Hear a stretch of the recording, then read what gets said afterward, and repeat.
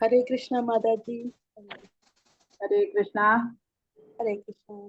Clear ആണോ? Voice കേൾക്കാൻ പറ്റുന്നുണ്ടോ പ്രഭു? പ്രഭുവിന്റെ അവിടെ ഇത്തിരി ഒരു ഹരേ കൃഷ്ണ. അപ്പം നമ്മള് ആഴ്ച പൂർത്തിയായിരിക്കാണ്. അപ്പം ഡിസ്റ്റർബൻസ് വരും.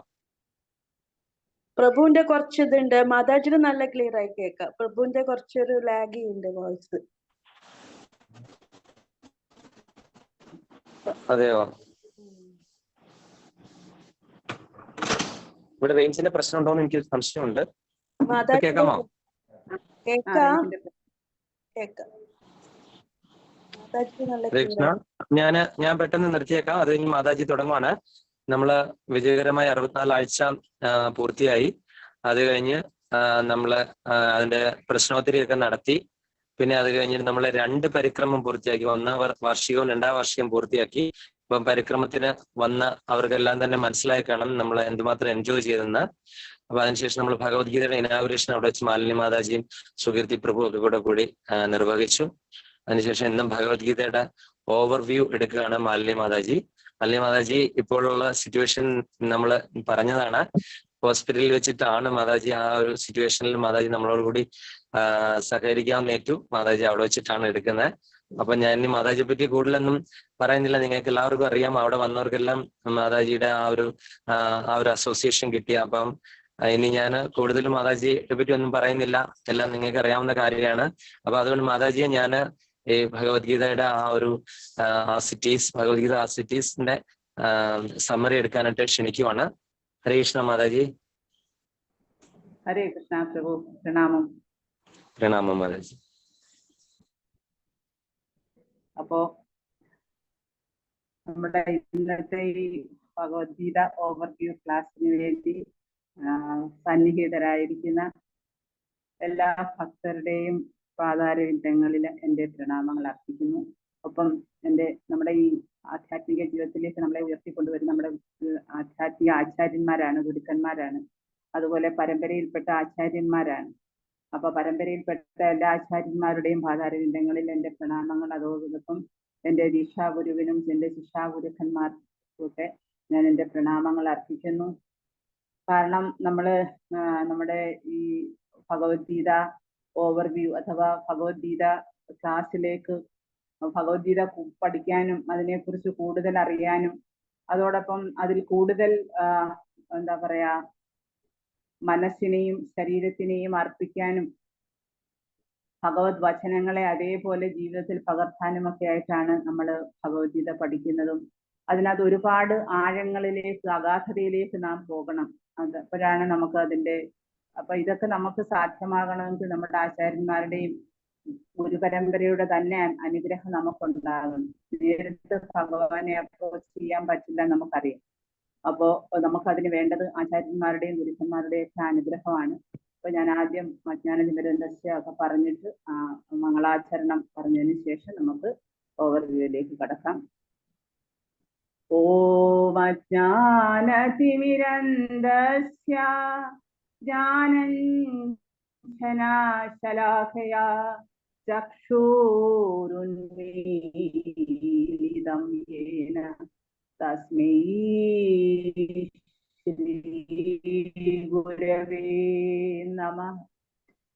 ശ്രീ ചൈതന്യമനോഭീഷ്ടം സ്ഥാപിതം യേന ഭൂതലേ സ്വയംദാദി സ്വപദാന്തികം വന്ദേഹം ശ്രീഗുരുൻ ശ്രീയുതപദകമലം ശ്രീഗുരൂൻ വൈഷ്ണവാംശ്ച ശ്രീരൂപം സാഗ്രജാതം സഹഗണ രഘുനാഥാന്വിതം തം സജീവം സാദ്വൈതം സാവധൂതം പരിജനസഹിതം കൃഷ്ണ ചൈതന്യദേവം ശ്രീരാധാ കൃഷ്ണപാദാൻ സഹഗണ ലളിതാ ശ്രീവിശാഖാന്വിതാംശ്ച. ഹേ കൃഷ്ണ കരുണാ സിന്ധോ ദീനബന്ധോ ജഗത്പദേ ഗോപേശ ഗോപികാകാന്ത രാധാകാന്ത നമോസ്തുതേ. തപ്തകാഞ്ചന ഗൗരാംഗി राधे वृंदावनेश्वरी वृषभानुसुते देवी प्रणमामि हरिप्रिये। नमो ॐ विष्णुपादाय कृष्णप्रेष्ठाय भूतले श्रीमते भक्तिवेदान्त स्वामिनिधि नामिने। नमस्ते सरस्वती देवे गौरवाणी प्रचारिणे निर्विशेष शून्यवादी पाश्चात्यदेशतारिणे। जय श्री कृष्ण चैतन्य प्रभु नित्यानंद श्री अद्वैत गदाधर श्रीवासदि गौरभक्त वृंद। हरे कृष्ण कृष्ण कृष्ण हरे हरे, हरे राम राम राम हरे हरे। पंचकल्पातरुभ्यश्च कृपा सिन्धुभ्येव च पतितानां पावनेभ्यो वैष्णवेभ्यो नमो नमः। हरे कृष्ण हरि ओम तत्सत्। അപ്പൊ നമ്മള് ഹരേ കൃഷ്ണ നമ്മുടെ ശ്രീമദ് ഭഗവത്ഗീതയുടെ, അതായത് ഭക്തിവേദാന്ത സ്വാമി ശ്രീല പ്രഭുപാദിന്റെ ഭഗവത്ഗീത യഥാരൂപത്തിന്റെ നിങ്ങൾ കുറച്ചൊക്കെ പഠിച്ചവരുണ്ടാകും, കുറെ കാര്യങ്ങളൊക്കെ മനസ്സിലാക്കിയവർ തന്നെയാണ് നമ്മുടെ ഗ്രൂപ്പിലുള്ളതെന്നറിയാം. പുതിയതായിട്ട് വന്ന ആൾക്കാരും ഉണ്ടാകും. അപ്പം ഭഗവത്ഗീത എത്ര കേട്ടാലും നമുക്ക് ഓരോ ദിവസവും അതൊരു, കാരണം ഭഗവാനെ പോലെ തന്നെ നിത്യ നൂതനമാണ് ശ്രീമദ് ഭഗവത്ഗീത. അപ്പൊ ഭഗവത്ഗീത നമുക്ക് ഓരോ ദിവസവും വായിക്കുമ്പോഴും പുതിയ പുതിയ അറിവുകൾ അത്രമാത്രം നമ്മുടെ ഹൃദയത്തിലേക്ക് പ്രവേശിക്കും. കാരണം ഭഗവാൻ നിത്യ നൂതനാണ്, അല്ലെ? ഭഗവാൻ സനാതനനാണ്, ഭഗവാൻ സച്ചിദാനന്ദനാണ്. അപ്പൊ അതേപോലെ തന്നെയാണ് ഭഗവാന്റെ വാക്കുകൾ, നിത്യനൂതനമായിട്ടുള്ള വാക്കുകൾ, നിത്യനൂതനമായിട്ടുള്ള നിർദ്ദേശങ്ങൾ. അത് ഓരോന്നും ഇത്രയും വർഷങ്ങൾ പഴക്കമുള്ളതാണെങ്കിൽ പോലും നമുക്ക് കേൾക്കുന്നവർക്ക് അതെന്നും അത് നമുക്ക് കൂടുതൽ കൂടുതൽ എന്താണ് നവ ചൈതന്യം പകരുന്നതാണ്. ഇപ്പൊ ഭഗവത്ഗീത എന്ന് പറഞ്ഞു കഴിഞ്ഞാൽ അതൊരു ഉപനിഷത്താണ്, എല്ലാ ഉപനിഷത്തുകളുടെയും സാരമാണ്. അതാണ് സർവ ഉപനിഷത്തോ ഗാവോ, അതായത് എല്ലാ ഉപനിഷത്തുകളുടെയും എന്താ കാച്ചിക്കുറുക്കിയ സാരാംശമാണ് ശ്രീമദ് ഭഗവത്ഗീത.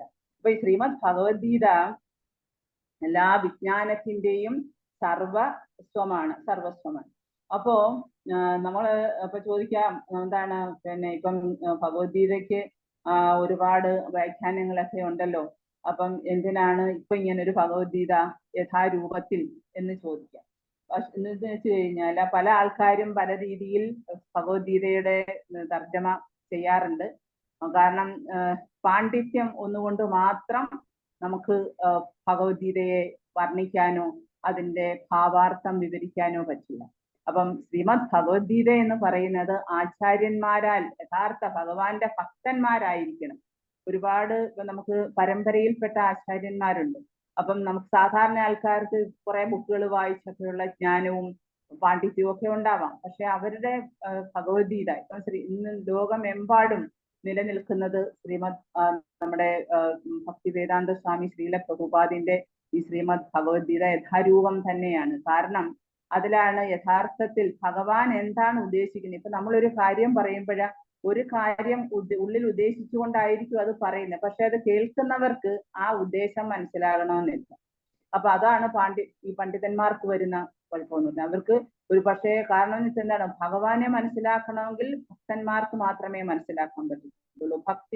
ഭക്തിയിൽ കൂടി മാത്രമേ ഭഗവാനെ മനസ്സിലാക്കാൻ പറ്റൂ. അപ്പൊ ആ ഭക്തന്മാർക്ക് മാത്രമേ ഭഗവാൻ എന്താണ് ഉദ്ദേശിക്കുന്നത്, ഭഗവാന്റെ യഥാർത്ഥ സന്ദേശം എന്താണ്, ഭഗവാന്റെ യഥാർത്ഥ നിർദ്ദേശം എന്താണ് എന്ന് ഭക്തന്മാർക്ക് മാത്രമേ മനസ്സിലാക്കാൻ പറ്റൂ. അപ്പൊ അതുകൊണ്ടാണ് ഈ പലവിധ വ്യാഖ്യാനങ്ങൾ ഉണ്ടെങ്കിലും ശ്രീമദ് ഭഗവത്ഗീത യഥാരൂപത്തിന് ഇത്രമാത്രം പ്രാധാന്യം. കാരണം അതൊരു ശുദ്ധ ഭക്തൻ എഴുതിയതാണ്, അല്ലെ? ഒരു ശുദ്ധ ഭക്തനാണ് അതിനെ തർജ്ജമ ചെയ്ത് അതാണ് നമ്മുടെ കയ്യിലേക്ക് കിട്ടിയിരിക്കുന്നത്. അപ്പം ഇത് ഭഗവത്ഗീത എന്ന് പറയുന്നത് അതിന്റെ അന്തസത്ത, അതായത് യഥാർത്ഥത്തിൽ ഇതിനകത്ത് നമുക്ക് കിട്ടും. നമ്മളത് ശ്രദ്ധയോടുകൂടി ഭക്തിയോടുകൂടി അത് ആ ആചാര്യൻ എന്താണ് പറയുന്നത് അത് അഗാധമായിട്ട് നമ്മൾ അതിലേക്ക് ഊഴ്ന്നിറങ്ങുമ്പോഴാണ് നമ്മള് ഇപ്പം നമ്മള് എന്താണ് സമുദ്രത്തിന്റെ അടുത്ത് പോയി നിൽക്കുമ്പോഴാ നമ്മൾ നോക്കുമ്പം സമുദ്രത്തിൽ പുറമെ തിരമാലകളായി അല്ലേ? തിരമാലകൾ കാണും. ചില ആൾക്കാർ പോയി തിരമാലകൾ എണ്ണും, ചിലർ അതിനെ ആസ്വദിക്കും, പല വിധത്തിൽ അതിനെ അവരുടെ കാഴ്ചപ്പാട് അനുസരിച്ച് അതിനെ വിലയിരുത്തും.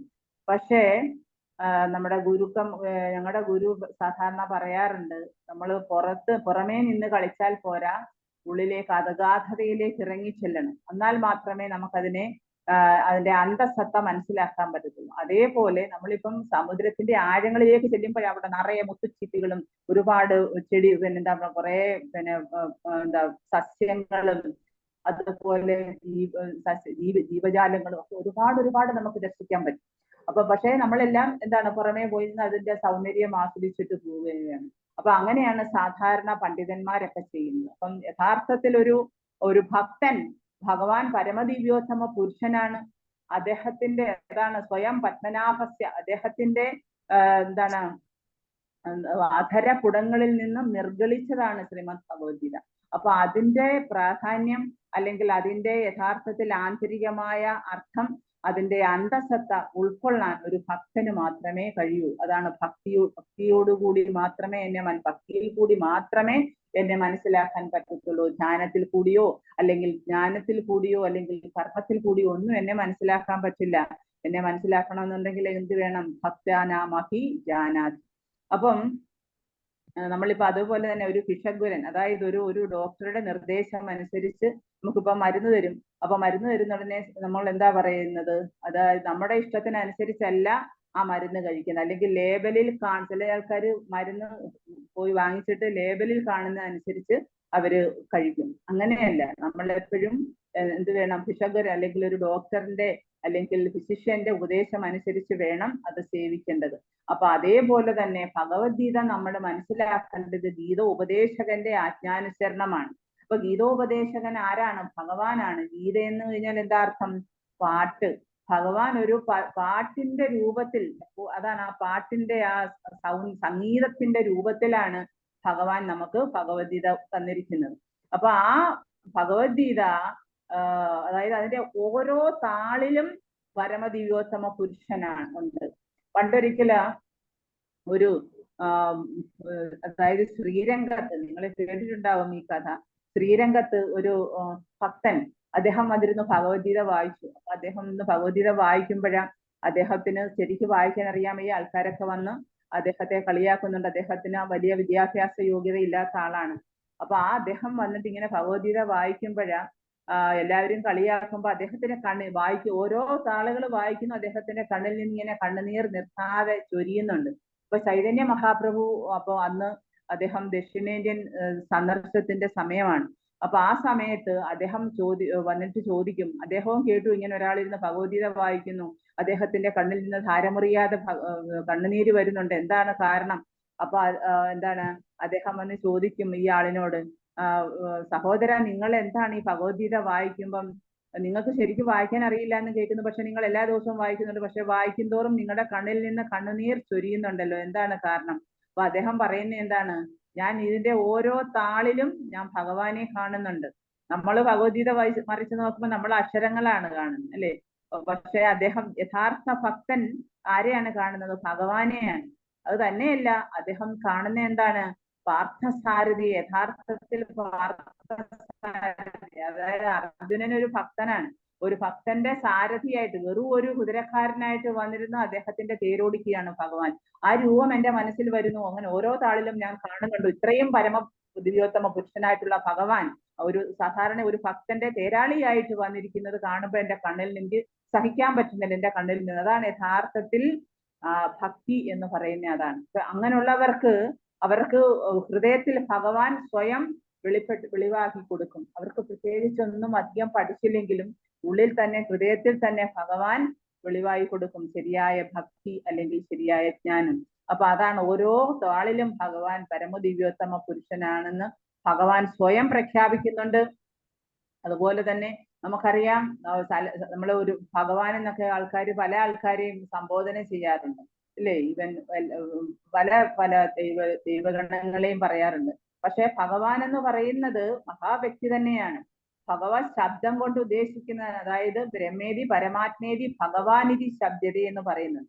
അപ്പോ അതുകൊണ്ടാണ് ഈ ആചാര്യന്മാരൊക്കെ, അതായത് ശങ്കരാചാര്യരും അതുപോലെ രാമാനുജാചാര്യരൊക്കെ എന്ന് പറയുന്നത്, അവര് ഉറപ്പിച്ചു പറഞ്ഞിട്ടുണ്ട് ഈ ശ്രീമദ് ഭഗവത്ഗീതയുടെ ആധികാരികത. അപ്പൊ നമ്മൾ ഭഗവാനെ പരമദിവ്യോത്തമ പുരുഷനായിട്ടും അങ്ങനെ തന്നെ കാണണം. അങ്ങനെ വേണം ഭഗവാനെ അറിയാൻ. അല്ലാതെ വെറും ഒരു കൃഷ്ണൻ എന്ന് പറയുമ്പോഴ നമ്മുടെ മനസ്സിൽ ഒരു സാധാരണ അല്ലെങ്കിൽ ഒരു ദേവൻ അല്ലെങ്കിൽ മറ്റു ദേവന്മാരെ പോലെ ഒരു ദേവൻ, അങ്ങനെയല്ല. ഭഗവാന്റെ സ്ഥാനം ഏറ്റവും ഉന്നതമായ നിലയിലാണ്. അപ്പൊ അതുപോലെ തന്നെ ഭഗവാന്റെ ഗീതങ്ങളും ഭഗവാനെ പോലെ തന്നെ, ഭഗവാൻ പറഞ്ഞിരിക്കുന്ന നിർദ്ദേശങ്ങൾ അതേപോലെ തന്നെ ഉത്കൃഷ്ടമാണ്. അതുപോലെ തന്നെ ശ്രീമദ് ഭാഗവതത്തിലും ഭഗവാൻ പറയുന്നുണ്ട്, അതായത് ഭഗവാനല്ല, ആചാര്യന്മാര് പറയുന്നുണ്ട്, കൃഷ്ണസ്തു ഭഗവാൻ സ്വയം, അല്ലെ? അതായത് സൂതഗോസ്വാമി പറയുന്നുണ്ട്, കൃഷ്ണസ്തു ഭഗവാൻ സ്വയം. അപ്പൊ അങ്ങനെ തന്നെയാണ് അതിനകത്ത് സ്ഥിരീകരിക്കപ്പെട്ടിരിക്കുന്നത്. അപ്പൊ അതുപോലെ ഭഗവാന്റെ നിർദ്ദേശങ്ങൾ, പരമദിവ്യോത്തമ പുരുഷനായ ഭഗവാൻ പറഞ്ഞിരിക്കുന്ന ആ നിർദ്ദേശങ്ങളെ നാം അതേപടി സ്വീകരിക്കണം. അപ്പൊ ഭഗവാൻ ഒരു വലിയ യോഗ പദ്ധതിയാണ് നമുക്ക് തന്നിരിക്കുന്നത്. അതായത് പലതരത്തിലുള്ള യോഗ പരിശീലനമുണ്ട്. അപ്പൊ ഈ പരിശീലനം എന്ന് പറയുന്നത് നമ്മള് പണ്ട് മുതലേ ഭഗവാൻ ഇത് ഓരോരുത്തർക്കായിട്ട് അദ്ദേഹം, അതായത് ഇപ്പം 4-ാമത്തെ അധ്യായത്തിൽ പറയുന്നുണ്ട്, ഇമം വിവസ്വതേ യോഗം പ്രോക്തമാവ്യയം വിവസ്വാൻ മനവേ പ്രാഹ മനുരിഷാവേ അബ്രവീത്. അപ്പൊ അത് ഏവം പരമ്പരാപ്രാപ്തം, അതായത് പരമ്പര വഴിയായിരിക്കണം യഥാർത്ഥ ജ്ഞാനം നമുക്ക് പകർന്നു കിട്ടേണ്ടത്. അല്ലാതെ നമ്മൾ സാധാരണ പോയില്ല നമ്മള് മെഡിക്കൽ സ്റ്റോറിൽ നിന്ന് മരുന്ന് വാങ്ങി കഴിക്കുന്നത് പോലെയല്ല. എപ്പോഴും ഒരു പരമ്പരയിൽ, പരമ്പര എന്ന് വെച്ച് കഴിഞ്ഞാൽ അത് അധികാരികമുള്ളതാണ്, പ്രാമാണികത്വം ഉള്ളതാണ് പരമ്പര എന്ന് പറയുന്നത്. അപ്പൊ പരമ്പരയിലെ ആചാര്യന്മാർ, ഇപ്പൊ രാമാനുജാചാര്യര്, നിമ്പാർക്കാചാര്യര്, ശങ്കരാചാര്യര്, ഇവരൊക്കെ എന്ന് വെച്ചാൽ ആചാര്യന്മാരാണ്. ചൈതന്യ മഹാപ്രഭു അദ്ദേഹം ഒരു ആചാര്യനായിട്ടാണ് അല്ലെങ്കിൽ ഒരു ഭക്തനായിട്ടാണ്, ഭഗവാൻ സ്വയമാണെങ്കിൽ അദ്ദേഹം ഭക്തനായിട്ടാണ് വന്നത്. അപ്പൊ അങ്ങനെയൊക്കെ വന്നവര്, അവര് അങ്ങനെ പല രീതികളിലായിട്ടാണ് അവരൊക്കെ അംഗീകരിച്ചതാണ് ഭഗവാന്റെ ഭഗവത്ഗീതയെ. അപ്പോ ഭഗവാൻ പറയുന്നുണ്ട് എന്താണ്, പരമ്പരയിൽ, അതായത് പരമ്പരാഗതമായിട്ടാണ് ഈ ഭഗവത്ഗീത ഇത് ഉപദേശിച്ച് ഓരോരുത്തർക്കായിട്ട് കിട്ടിയിരിക്കുന്നത്. അപ്പൊ അങ്ങനെ ഞാൻ വിവസ്വാൻ ഉപദേശിച്ചു കൊടുത്തു, വിവസ്വാന മനുവിന് ഉപദേശിച്ചു കൊടുത്തു, മനു ഇക്ഷ്വാകുവിന് ഉപദേശിച്ചു കൊടുത്തു. അങ്ങനെയൊക്കെ പരമ്പരയായിട്ട് വന്നിട്ട് അതെന്ത് ചെയ്തു, കുറെ കഴിഞ്ഞപ്പോഴാ ഈ യോഗം എന്താണ് നഷ്ടപ്രായമായി പോയി. നഷ്ടപ്രായം എന്ന് വെച്ചാൽ എന്താണ്, അതിന്റെ ഇടയ്ക്ക് അതിന് ബ്രേക്ക് വന്നുപോയി, പിന്നീട് അത് റിസീവ് ചെയ്യാൻ ആരും ഇല്ലാതെ പോയി. അപ്പൊ അങ്ങനെയാണ് ഇത് സംഭവിച്ചത്. അപ്പൊ അതുകൊണ്ട് ഞാൻ ഇപ്പം നീ എന്റെ ഭക്തനും സഹാവും സുഹൃത്തുമായത് കൊണ്ട് ഞാൻ നിനക്ക് ഈ ഏറ്റവും വലിയ രഹസ്യമായിട്ടുള്ള രാജവിദ്യ, രാജഗുഹ്യ യോഗം ഞാൻ നിനക്ക് പറഞ്ഞു തരികയാണെന്നാണ് പറയുന്നത്. അപ്പൊ അതാ ഈ യോഗ പദ്ധതി എന്ന് പറയുന്നത് അത്രമാത്രം ഉത്കൃഷ്ടമാണ്. അർജുനന് എവിടെ വെച്ചാണ് പറഞ്ഞു കൊടുത്തത്? അത് 45 മിനിറ്റ് കൊണ്ടാണ് ഭഗവാൻ ഈ എന്താ പറയാ ഏറ്റവും ഉത്കൃഷ്ടമായിട്ടുള്ള രഹസ്യമായിട്ടുള്ള ഈ ജ്ഞാന പദ്ധതി അല്ലെങ്കിൽ ഈ യോഗ പദ്ധതി അർജുനന് ഉപദേശിച്ചു കൊടുത്തത്. അർജുനനെ ഭഗവാൻ ഒരു കരുവാക്കുകയായിരുന്നു. നമുക്ക് ഓരോരുത്തർക്കും ഈ യുഗത്തിൽ പഠിക്കാനായിട്ട്, അല്ലെങ്കിൽ ആ ഭഗവത്ഗീതയുടെ തത്വങ്ങളെ, അല്ലെങ്കിൽ അതിലെ ജ്ഞാനത്തെ, അല്ലെങ്കിൽ അതിലെ ഭക്തിയെ മനസ്സിലാക്കാൻ ഭഗവാൻ ആരാണെന്നും ഭഗവാന്റെ എന്താണ് ശക്തികൾ എന്തൊക്കെയാണ്, ഭഗവാന്റെ ശക്തി എന്തൊക്കെയാണ്, ഭഗവാന്റെ എന്താണ് വിഭൂതികൾ എന്തൊക്കെയാണ്, ഇപ്പൊ ഭൗതിക പ്രകൃതി എന്താണ്, ഇതിനകത്ത് മെയിനായിട്ട് നമ്മൾ 5 കാര്യങ്ങളെ കുറിച്ചാണ് പ്രതിപാദിക്കുന്നത്. അതായത് പുരുഷൻ, അതുപോലെ ജീവാത്മാവ്, കർമ്മം, അതുപോലെ തന്നെ പ്രകൃതി. അപ്പൊ ഈ 5 കാര്യങ്ങൾ ഇതിനെ വളരെ വിശദീകരിച്ചാണ്. പരമപുരുഷൻ ആരാണ്, ജീവാത്മാക്കൾ ആരാണ്, പരമപുരുഷനും ജീവാത്മാവും തമ്മിലുള്ള ബന്ധം എന്താണ്, പിന്നെ അതുപോലെ പ്രകൃതി എന്താണ്, ഈ പ്രകൃതി ഭഗവാന്റെ ഏതു തരം ശക്തിയാണ്, ഈ ജീവാത്മാവ് ഭഗവാന്റെ ഏതു തരം ശക്തിയാണ്, പിന്നെ എന്താണ് കാലം, പിന്നെ കർമ്മം എന്താണ്. ഇതെല്ലാം ഈ 4 കാര്യങ്ങളെന്ന് പറയുന്നത്, അതായത് പുരുഷൻ, പരമപുരുഷൻ, അതുപോലെ ജീവാത്മാവ്, അതുപോലെ തന്നെ പ്രകൃതി, അതുപോലെ കാലം, ഈ 4ഉം ശാശ്വതമാണ്. അപ്പൊ നമ്മൾ പറയും പ്രകൃതി എന്ന് പറയുന്നത് ഇടയ്ക്ക് നശിക്കുമല്ലോ എന്നും. പക്ഷെ നശിക്കുമെങ്കിലും ചില ആൾക്കാർ പറയാറുണ്ട് ഇത് മിഥ്യയാണെന്ന് പറയാറുണ്ട്. അപ്പം ഇത് മിഥ്യയല്ല, പ്രകൃതി എന്ന് പറയുന്നത് മിഥ്യയല്ല, അത് സത്യമാണ്. കാരണം അതും ഭഗവാന്റെ തന്നെ ശക്തിയാണ്. അതൊരു കാലയളവിൽ ഭഗവാന്റെ നിയോഗം അനുസരിച്ച് അത് എന്താ പറയാ, അത് അനിഹിലേറ്റ് ചെയ്യപ്പെടുമെങ്കിൽ തന്നെയും അതും അനശ്വരതയിൽ ആണ് കണക്കാക്കുന്നത്. പിന്നെ അതുപോലെ കർമ്മം ഉള്ള ആ ഒരു കാര്യം മാത്രമേ വ്യത്യസ്തമായിട്ടുള്ളൂ. ഈ 5 കാര്യങ്ങളിൽ കാരണം അത് എന്താണ്, നശ്വരമാണ്. അത് ഏത് സമയത്ത് വേണമെങ്കിലും. കാരണം എന്ന് വെച്ച് കഴിഞ്ഞാൽ നമ്മൾ ജീവാത്മാവ് നമ്മൾ ഈ ഭൗതിക ലോകത്ത് ഭഗവത് സേവനം ചെയ്യുമ്പോൾ നമ്മുടെ കർമ്മങ്ങളെല്ലാം ഭസ്മീകരിച്ചു പോകും. അപ്പൊ അതുകൊണ്ട് അതിനെ എന്താ പറയാ, നശ്വരമെന്നാണ്, നശിച്ചു പോകുന്നതാണ്. അപ്പൊ ഈ 5 കൂട്ടത്തിൽ ആ കർമ്മത്തിന് മാത്രമേ ഉള്ളൂ ചെറിയ ഒരു വ്യത്യാസം. അപ്പൊ അങ്ങനെ ഭഗവാൻ അർജുനന് ഈ ഇത്രയും കാര്യങ്ങൾ, അതായത് പരമപുരുഷനാരാണ്, ജീവാത്മാവ് എന്താണ്, കർമ്മം, കാലം, പ്രകൃതി, ഇതൊക്കെ എന്താണെന്ന് വളരെ നല്ല രീതിയിൽ, അതായത് വളരെ വിശകലനാത്മകമായ രീതിയിൽ വിശദീകരിച്ചു കൊടുത്തു. ചില ആൾക്കാർ ചോദിക്കും, ഭഗവാൻ ഭഗവത്ഗീതയിൽ ഞാനാണ് പരമദിവ്യോത്തമ പുരുഷൻ, ഞാനാണ് പരമദിവ്യോത്തമ പുരുഷൻ എപ്പോഴും പറയുന്നു. അങ്ങനെ ആരെങ്കിലും പറയുമോ തന്നെ കുറിച്ച്? അപ്പൊ ഭഗവാൻ അല്ലാതെ ഭഗവാൻ പരമദിവ്യോത്തമ പുരുഷനാണെന്ന് ഭഗവാന് മാത്രമേ അറിയൂ. വേറെ ആർക്കും അതറിയില്ല. ആരും വന്ന് നമുക്ക് പറഞ്ഞു തരാനുമില്ല. അതുകൊണ്ടാണ് ഭഗവത്ഗീതയിലൂടെ ഈ ഒരു അവസരം കണക്കാക്കി ഭഗവാൻ ആ ഒരു തന്റെ താൻ പരമ ദിവ്യോത്തമ പുരുഷനാണെന്ന് ഭഗവാൻ സ്വയം നമുക്ക് അർജുനന് വെളിവാക്കി കൊടുത്തത്. പിന്നീട് അർജുനൻ ഭഗവാന്റെ വിഭൂതി യോഗം കേട്ടു. പിന്നെ അതിനുശേഷമാണ് അദ്ദേഹം പറഞ്ഞു, ഇത്രയും വിഭൂതികളൊക്കെയുള്ള ഭഗവാൻ. പിന്നെ അതുപോലെ അദ്ദേഹം തന്റെ വിശ്വരൂപം കാട്ടിക്കൊടുത്തു. അതിനുശേഷമാണ് അതുവരെ അർജുനന് ഇങ്ങനെ ആദ്യം വെറും ഒരു സുഹൃത്തായിട്ട് മാത്രമേ അർജുനൻ കണ്ടിരുന്നുള്ളൂ ഭഗവാനെ. പിന്നെ അതിനുശേഷം 2ാമത്തെ അധ്യായത്തിൽ പറയുന്നുണ്ട്, ഭഗവാനെ എന്റെ ഹൃദയ ദൗർബല്യം കൊണ്ട്, അർപ്പണ്യ ദോഷോ പഹത സ്വഭാവ, അപ്പൊ എന്റെ ഹൃദയ ദൗർബല്യം കൊണ്ട് എനിക്ക് പിന്നെ എന്ത് ചെയ്യണം? നമ്മുടെ എല്ലാം സ്ഥിതി അത് തന്നെയാണ്. ശരി ഏത് തെറ്റേതെന്ന് നമുക്ക് ഇപ്പോഴും തിരിച്ചറിയാൻ കഴിയില്ല. ഏതിനെ സ്വീകരിക്കണം, ഏതിനെ തിരസ്കരിക്കണം എന്ന്. അപ്പം നമ്മളെ കാട്ടി അറിയാവുന്ന ആരാണ്?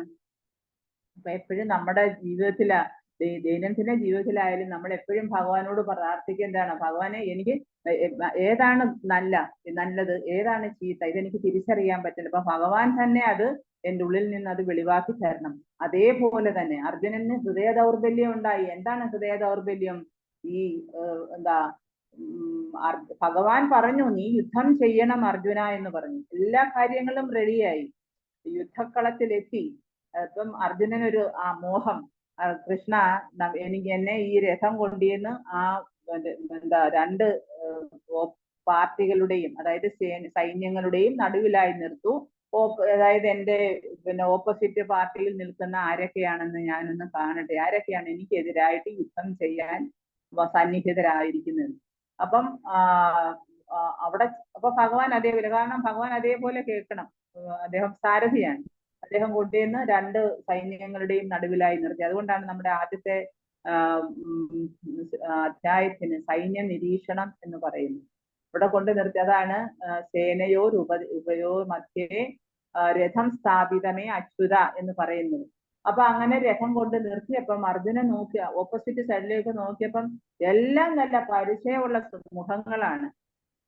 എല്ലാം സുഹൃത്തുക്കള്, അതുപോലെ സഹോദരങ്ങള്, പിന്നെ ദ്രോണാചാര്യ, ആചാര്യന്മാര്, പിതാമഹര് എന്ന് വേണ്ട എല്ലാവരും തനിക്കെതിരായിട്ട് യുദ്ധം ചെയ്യാൻ വന്നിരിക്കുന്ന ആൾക്കാരെല്ലാം. അപ്പൊ അർജുനൻ ചിന്തിക്കുന്ന എന്താണ്, കൃഷ്ണൻ എന്നോട് പറയും ഇവരെയൊക്കെ വധിക്കാൻ. ഞാൻ ഇവരെയൊക്കെ വധിച്ചാൽ എന്തായിരിക്കും സംഭവിക്കാൻ പോകുന്നത്? എനിക്ക് എത്രമാത്രം ഞാൻ നരകത്തിൽ പോകേണ്ടി വരും, എത്രമാത്രം നഷ്ടങ്ങൾ, ഈ നാശനഷ്ടങ്ങൾ ഈ സമൂഹത്തിനുണ്ടാകും. അതുപോലെ തന്നെ അത്രമാത്രം ഒരു എന്താ പറയാ, അർജുനന് സ്വയം നിയന്ത്രിക്കാനാവാത്ത തരത്തിലുള്ള ഒരു ദുഃഖം. അത് എന്താണ്, ഭഗവാൻ അത് കണ്ടുപിടിച്ചു. എന്താണ് ഇതിന്റെ പിന്നിലുള്ള സത്യം? അദ്ദേഹത്തിന് ശാരീരികമായിട്ടുള്ള അവബോധമായിരുന്നു ഉണ്ടായിരുന്നത് ആ സമയം. കൃഷ്ണനോടൊപ്പം എപ്പോഴും സഞ്ചരിക്കുന്ന സന്തത സഹചാരിയായ അർജുനൻ. ഇപ്പൊ നമ്മൾ ഭക്തന്മാരെന്ന് പറയുമ്പോഴാണ് നമ്മളത് ഉന്നതമായ നിലയിലാണ് ചിന്തിക്കുന്നത്. നമ്മൾ ഭഗവത്ഗീത ക്ലാസ് കേൾക്കുന്ന സമയത്ത് അതിന്റെ തത്വങ്ങളെ നമ്മുടെ ഹൃദയത്തിലേക്കാണ് നമ്മൾ വഹിച്ചു കൊണ്ടുവരുന്നത്. അല്ലാതെ അത് വെറും ഒരു സാധാരണ കഥകൾ കേൾക്കുന്ന പോലെയോ, അല്ലെങ്കിൽ ഇപ്പൊ ഭാഗവതം കേൾക്കുമ്പോൾ ഒരു സാധാരണ ഇങ്ങനെ ചരിത്ര കഥകൾ അല്ലെങ്കിൽ ഇങ്ങനെ പുരാണ കഥകൾ കേൾക്കുന്ന ലാഘവത്തോടു കൂടിയാവരുത്. ശ്രവണം എന്ന് പറയുന്ന വളരെ വളരെ വളരെ ഇമ്പോർട്ടൻ്റ് ആയിട്ടുള്ള ഒരു കാര്യമാണ്. നമ്മുടെ ഈ എന്താ പറയാ, ശരീരത്തിലെ ഏറ്റവും ശക്തമായിട്ടുള്ള ഒരു അവയവമാണ്, അല്ലെങ്കിൽ ഒരു ഓർഗനാണ് എന്താണ് നമ്മളുടെ കാതുകൾ. അപ്പൊ ആ കാതുകളിലൂടെ നമ്മളത് കേൾക്കുമ്പം അതേപോലെ അർജുനൻ ഭഗവാൻ പറഞ്ഞ കാര്യങ്ങൾ അതേപോലെ ശ്രവിച്ചതിന്റെ ഫലമാണ് അദ്ദേഹം അന്ന് വിജയം വരിച്ചത്. അതേപോലെ ഭഗവാൻ എന്തായിരുന്നു ആ അർജുനന്റെ ആ അവസ്ഥ. അപ്പൊ നമ്മുടെ ജീവിതത്തിൽ, നമ്മുടെ ദൈനംദിന ജീവിതത്തിൽ നമുക്ക് എല്ലാവരും ഉണ്ടാകുന്ന ചില സമയത്തുണ്ടാകുന്ന കൺഫ്യൂഷൻ, ധർമ്മസങ്കടം, ശരിയേത് തെറ്റേത്, അല്ലെങ്കിൽ പിന്നെ ഇത് ചെയ്യാൻ പറ്റുന്നതാണോ ചെയ്യാൻ പാടില്ലാത്തതാണോ എന്ന് നമുക്ക് ഒരു കൺഫ്യൂഷൻ എല്ലാ ആൾക്കാർക്കും സാധാരണഗതിയിൽ ഉണ്ടാകുന്നതാണ്. അപ്പൊ അതേപോലെ അർജുനനെ സംബന്ധിച്ചിടത്തോളം ഓപ്പോസിറ്റ് സൈഡിലെ ആൾക്കാരെ കണ്ടപ്പോഴത്തേക്ക് അർജുനൻ വിഭ്രാന്തിയിലായി പോയി എന്നാണ്. അർജുനൻ പിച്ചും പേയും പറയുന്ന പോലെയുള്ള അവസ്ഥയായിപ്പോയി. അപ്പൊ അർജുനന് അറിയില്ല, ശരീരം വിറയ്ക്കുന്നു, ഗാന്ധീവം തോളത്തുനിന്ന് വീണു പോന്നു, ഇവരെയൊക്കെ ഞാൻ കൊല്ലണോ കൃഷ്ണ, നീ എന്തിനാ എന്നെ ഈ കൊടും പാതകത്തിന് വേണ്ടി പ്രേരിപ്പിക്കുന്നത് എന്നാണ് ചോദിച്ചത്. അപ്പോ ആ ഒരു അവസ്ഥയിൽ ഇരിക്കുന്ന അർജുനൻ അതെല്ലാം കൊണ്ടുവന്ന് താഴെ ഇട്ടിട്ട് അർജുനൻ പോയി രഥത്തിന്റെ ഒരു മൂലയ്ക്കിരുന്നു. എന്താ, എനിക്ക് യുദ്ധം ചെയ്യണ്ട. അതുവരെ ഇതൊക്കെ പറഞ്ഞു, പല കാര്യങ്ങൾ പറഞ്ഞു. ഇതൊക്കെ അതൊക്കെ നമുക്ക് ഭഗവത്ഗീതയ്ക്കകത്ത് പഠിക്കുമ്പോ പറയാം. അപ്പൊ അത് എന്താണ്, അർജുനനെ സംബന്ധിച്ചിടത്തോളം ഞാൻ ചെയ്യാൻ പോകുന്ന ഏറ്റവും വലിയ ഒരു മഹാപാതകമാണ്. ഇവരെയൊക്കെ കൊന്നിട്ട്, പിന്നെ അതിനകത്ത് മെയിനായിട്ട് ഒരു കാര്യം പറയുന്നത്, അർജുനന്റെ ശാരീരികമായിട്ടുള്ള ആ അവബോധത്തിന് മുൻതൂക്കം കൊടുത്തുകൊണ്ടാണ് അദ്ദേഹം സംസാരിക്കുന്നത്. കാരണം ഞാൻ ഇവരെയൊക്കെ കൊന്നതിന് ശേഷം ഈ രാജ്യം എനിക്ക് കിട്ടുന്നെന്നിരിക്കട്ടെ, എനിക്ക് എന്ത് സുഖമാണ് കിട്ടുന്നത്. നമ്മൾ സാധാരണ ആൾക്കാരൊക്കെ വീട് വെച്ച് എല്ലാ സൗകര്യങ്ങളോടുകൂടി ജീവിക്കുന്നതിനാ. മറ്റുള്ളവരെ കാണുമ്പം അതൊരു എൻജോയ്മെന്റ് ആണ്, ഒരു ആസ്വാദനമാണ്. മറ്റുള്ളവര് വീട് കാണാൻ വരിക, അവരതിനെ കുറിച്ച് പുകഴ്ത്തി പറയുക. അപ്പൊ ഇതൊക്കെ ഒരു സാധാരണ മനുഷ്യന്റെ മാനസിക നിലവാരമാണ്. പക്ഷെ അർജുനൻ അങ്ങനെയുള്ള ഒരാളാകരുത്. കാരണം എന്താണ്, അദ്ദേഹം ഭഗവാന്റെ കൂടെ എപ്പോഴും സന്തത സഹചാരിയാണ് അദ്ദേഹം. അപ്പൊ ആ ഒരു മനുഷ്യന് എങ്ങനെ ഈ രീതിയിൽ ചിന്തിക്കാൻ പറ്റും? അതുകൊണ്ടാണ് അർജുനോട് ഭഗവാൻ ചോദിക്കുന്നു, അർജുന, നീ എന്താ ഈ ഇങ്ങനെ വെറും അനാര്യനെ പോലെ സംസാരിക്കുന്നത്? നിനക്കൊരു സ്റ്റാൻഡേർഡ് ഇല്ലാത്ത വിധത്തിലാണല്ലോ നീ സംസാരിക്കുന്നത് എന്ന് ചോദിക്കുന്നുണ്ട്. അപ്പോ അതിൽ നിന്നൊക്കെ നമ്മൾ മനസ്സിലാക്കേണ്ടത്, എപ്പോഴും നമ്മൾ എല്ലാവരുടെയും ഒരു രീതി എന്ന് പറയുന്നത് ശാരീരികമായ അവബോധം, ശാരീരികമായ മേൽവിലാസങ്ങള്, അഹം, ഞാൻ എന്ന ഭാവം, എന്റേത്, ഞാൻ, എന്റെ ബന്ധുക്കള്, ഇവരെല്ലാം എന്റെ ബന്ധുക്കളാണ്, എന്റെ ഗുരുവാണ്, അല്ലെങ്കിൽ എന്റെ പിതാമഹനാണ്, അതാണ് എന്റെ. അതപ്പോ ഈ ശരീരത്തെ കുറിക്കുന്നതാണത്. ഇവരെയൊക്കെ ഞാൻ കൊല്ലണോ, ഞാൻ എന്നുള്ള ആ ഭാവം. ഇപ്പൊ ഞാൻ ഇവരെയൊക്കെ കൊന്നു കഴിഞ്ഞാൽ എന്തായിരിക്കും സംഭവിക്കാൻ പോകുന്നത്? എന്റെ കൂടെ ഭഗവാനാണ് നിൽക്കുന്നത് എന്നുള്ള ആ കുറച്ച് നിമിഷത്തേക്ക്, അല്ലെങ്കിൽ ഭഗവാനാന്നോ അത്രമാത്രം ആ ഒരു ഉന്നതമായ ഒരു നിലവാരത്തിൽ, ഒരു അണ്ടർസ്റ്റാൻഡിങ്ങിലോട്ട് എത്തിയതുമില്ല അർജുനൻ. അപ്പൊ അങ്ങനെ അദ്ദേഹം ബിബിൾഡേഡ് ആയിപ്പോയി, വിഭ്രാന്തിയിലായിപ്പോയി. ആ സമയത്ത് കൃഷ്ണൻ പുഞ്ചിരിക്കുകയാണ്. ഇവൻ ഈ അർജുനൻ എന്താണ് ഇങ്ങനെ? അവനൊരു ക്ഷത്രിയനാണ്. ക്ഷത്രിയൻ എന്ന് വെച്ച് കഴിഞ്ഞാൽ എപ്പോഴും അവനവന്റെ ഡ്യൂട്ടി ചെയ്യാനാണ് ശ്രമിക്കേണ്ടത്. അല്ലാതെ അപ്പൊ അർജുനൻ പറഞ്ഞു, നീ നിന്റെ ഡ്യൂട്ടി അല്ലേ ചെയ്യേണ്ടത്, നീ എന്താ ഇങ്ങനെ അനാര്യനെ പോലെ സംസാരിക്കുന്നത്? നീ എന്താണ് ശാരീരിക അവബോധത്തിൽ സംസാരിക്കുന്നത് അർജുന എന്ന് ചോദിക്കുമ്പോ കൃഷ്ണൻ എന്താ പറയുന്നത്? അപ്പം അങ്ങനെ അർജുനൻ പറയുന്നത് എന്താണ്, ഒരുപാട് ന്യായങ്ങൾ അദ്ദേഹം ധർമ്മശാസ്ത്രങ്ങളെ അടിസ്ഥാനപ്പെടുത്തി സംസാരിക്കുന്നുണ്ട്. അപ്പൊ അങ്ങനെ സംസാരിക്കുന്നതിനകത്ത് അദ്ദേഹം മെയിനായിട്ട് പറയുന്നത് എന്താണ്, അതായത് ഈ സമൂഹത്തില് എന്താ പറയാ, പല കാര്യങ്ങൾ, അതായത് ക്രിയ ചെയ്യാൻ, അതൊക്കെ നമ്മൾ ഓരോ അധ്യായം പഠിക്കുമ്പോ പഠിക്കാറുണ്ട്. അപ്പൊ അങ്ങനെയൊക്കെ പല വാദഗതികൾ അദ്ദേഹം നിരത്തുന്നുണ്ട്. അവസാനം അദ്ദേഹം പറയുന്നത് എന്താ, എനിക്ക് യുദ്ധം ചെയ്യാനും വയ്യ, ഞാൻ യുദ്ധം ചെയ്യില്ല, ഞാൻ എന്താണ് പോയി എവിടെയെങ്കിലും പിന്നെ തപസ് ചെയ്തോളാം. അപ്പൊ കൃഷ്ണന് വേണമെങ്കിൽ പറയാം, ഓക്കെ നീ എന്നാ അങ്ങനെ പോയിക്കണം. പക്ഷെ ഒരു അവനവന്റെ കർത്തവ്യം നമ്മൾ അതാണ് ചിന്തിക്കുന്നത്. ചില ആൾക്കാർ പറയുമോ, ഈ കൃഷ്ണാവബോധത്തിലൊക്കെ വന്നു കഴിഞ്ഞാൽ പിന്നെ സന്യസിക്കാൻ പോകും ആൾക്കാര്, അപ്പൊ അതുകൊണ്ട് കൃഷ്ണാവബോധത്തിലൊന്നും പാടില്ല. പക്ഷെ അതല്ല, കൃഷ്ണാവബോധം നമ്മളെ പഠിപ്പിക്കുന്നത് നമ്മുടെ സ്വയം എന്ത് ആശ്രമത്തിലാണോ നമ്മൾ ഇപ്പൊ സ്ഥിതി ചെയ്യുന്നത്. ചിലര് സന്യാസിയാകാം, ചിലര് ഗൃഹസ്ഥരാകാം, ചിലര് ബ്രഹ്മചാരിയാകാം, ചിലര് വാനപ്രസ്ഥമാകാം. ആ ഏത് ആശ്രമത്തിലാണ് നമ്മൾ ഇരിക്കുന്നത് അവിടെ ഇരുന്നുകൊണ്ട് നമ്മൾ നമ്മുടെ കർമ്മങ്ങൾ അനുഷ്ഠിക്കുക. അത് വർണ്ണാശ്രമ ധർമ്മം അനുസരിച്ച് ചെയ്യേണ്ട കർമ്മങ്ങളെ അനുഷ്ഠിക്കുക എന്നുള്ളതാണ്. അപ്പൊ നമ്മളെല്ലാവരും ഗൃഹസ്ഥാശ്രമികളാണ്. അപ്പൊ ഗൃഹസ്ഥാശ്രമത്തിൽ ഇരിക്കുന്ന ഒരാളിന് പെട്ടെന്ന് നമ്മുടെ ഗൃഹസ്ഥാശ്രമം ഉപേക്ഷിച്ച് പോയി സന്യസിക്കാനൊന്നും പറ്റില്ല. അതൊക്കെ അപ്രായോഗികമാണ്. നമ്മൾ ഗ്രഹത്തിൽ തന്നെ ഇരുന്നു കൊണ്ട് ഭഗവാനെ സെന്ററിൽ വെച്ചിട്ട് ഭഗവാനെ സേവിക്കുക, ഭഗവാന്റെ നിർദ്ദേശങ്ങളെ നമ്മൾ സ്വീകരിക്കുക. അപ്പൊ അതേപോലെയാണ് ഇവിടെ അർജുനനോട് പറഞ്ഞു കൊടുത്തത്. നീ ഒരു ക്ഷത്രിയനാണ്, അപ്പൊ നിന്റെ ധർമ്മം നീ അനുഷ്ഠിക്കണം. അപ്പൊ ഒരിക്കലും നീ ധർമ്മം ഉപേക്ഷിക്കാനല്ല പറഞ്ഞിരിക്കുന്നത്, അല്ലെ? ധർമ്മം ഉപേക്ഷിക്കാൻ പാടില്ല, നീ സ്വധർമ്മം അനുഷ്ഠിക്കണം. ആ സ്വധർമ്മം അനുഷ്ഠിച്ചുകൊണ്ട് ആ സ്വധർമ്മം അനുഷ്ഠിക്കുന്നത് എങ്ങനെയാണ്? നിന്റെ കർമ്മം എന്തായിട്ട് അർപ്പിക്കുക. അപ്പൊ അതാണ് ഭക്തിയുടെ സേവനം എന്ന് പറയുന്നത്. നമ്മൾ അനുഷ്ഠിക്കുന്ന ഓരോ കർമ്മവും, അതുകൊണ്ടാണ് അതിന് കർമ്മത്തിന് ചേഞ്ച് ഉണ്ടാകും, അല്ലെങ്കിൽ കർമ്മത്തിന് മാറ്റം ഉണ്ടാകും എന്ന് പറയുന്നത് അതുകൊണ്ടാണ്.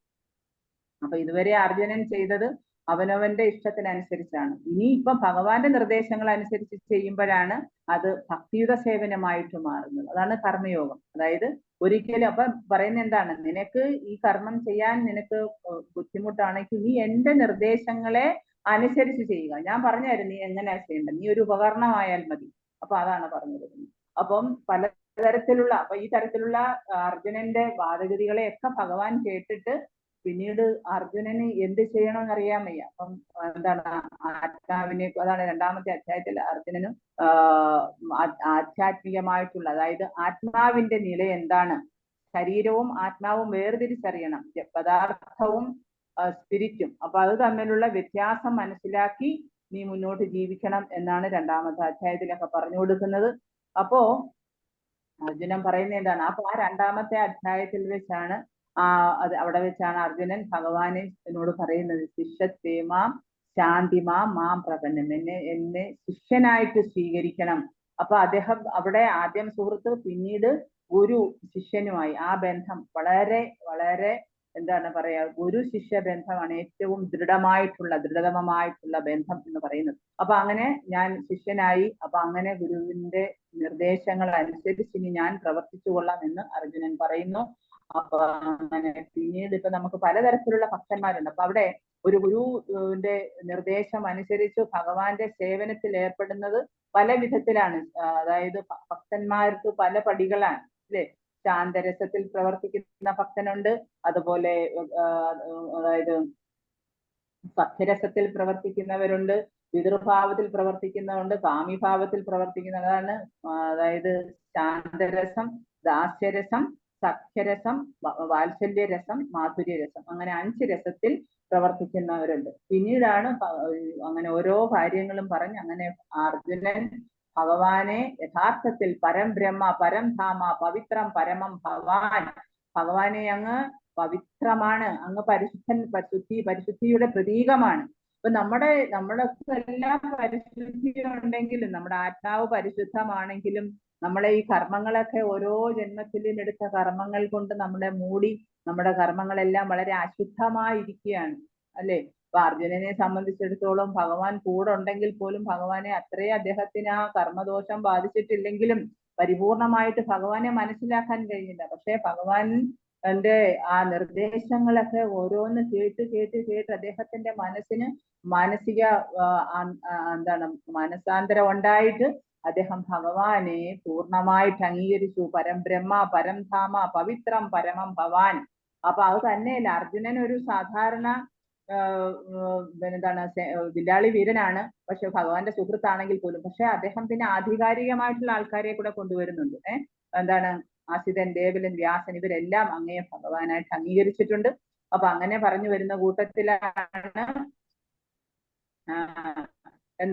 അതായത് പരമധാമം എന്ന് പറയുന്നത് ഭഗവാനാണ്. അതായത് പരമധാമം എന്ന് വെച്ചാൽ എന്താണ്? പരമമായ വിശ്രമധാനം, ധാമം. അതായത് എല്ലാ ജീവാത്മാക്കളുടെയും നമ്മൾ പറയല ഏറ്റവും അന്തിമമായിട്ടുള്ള വിശ്രമമായ കേന്ദ്രം, വിശ്രമത്തിനുള്ള കേന്ദ്രമാണ് ഭഗവത്ധാമം എന്ന് പറയുന്നത്.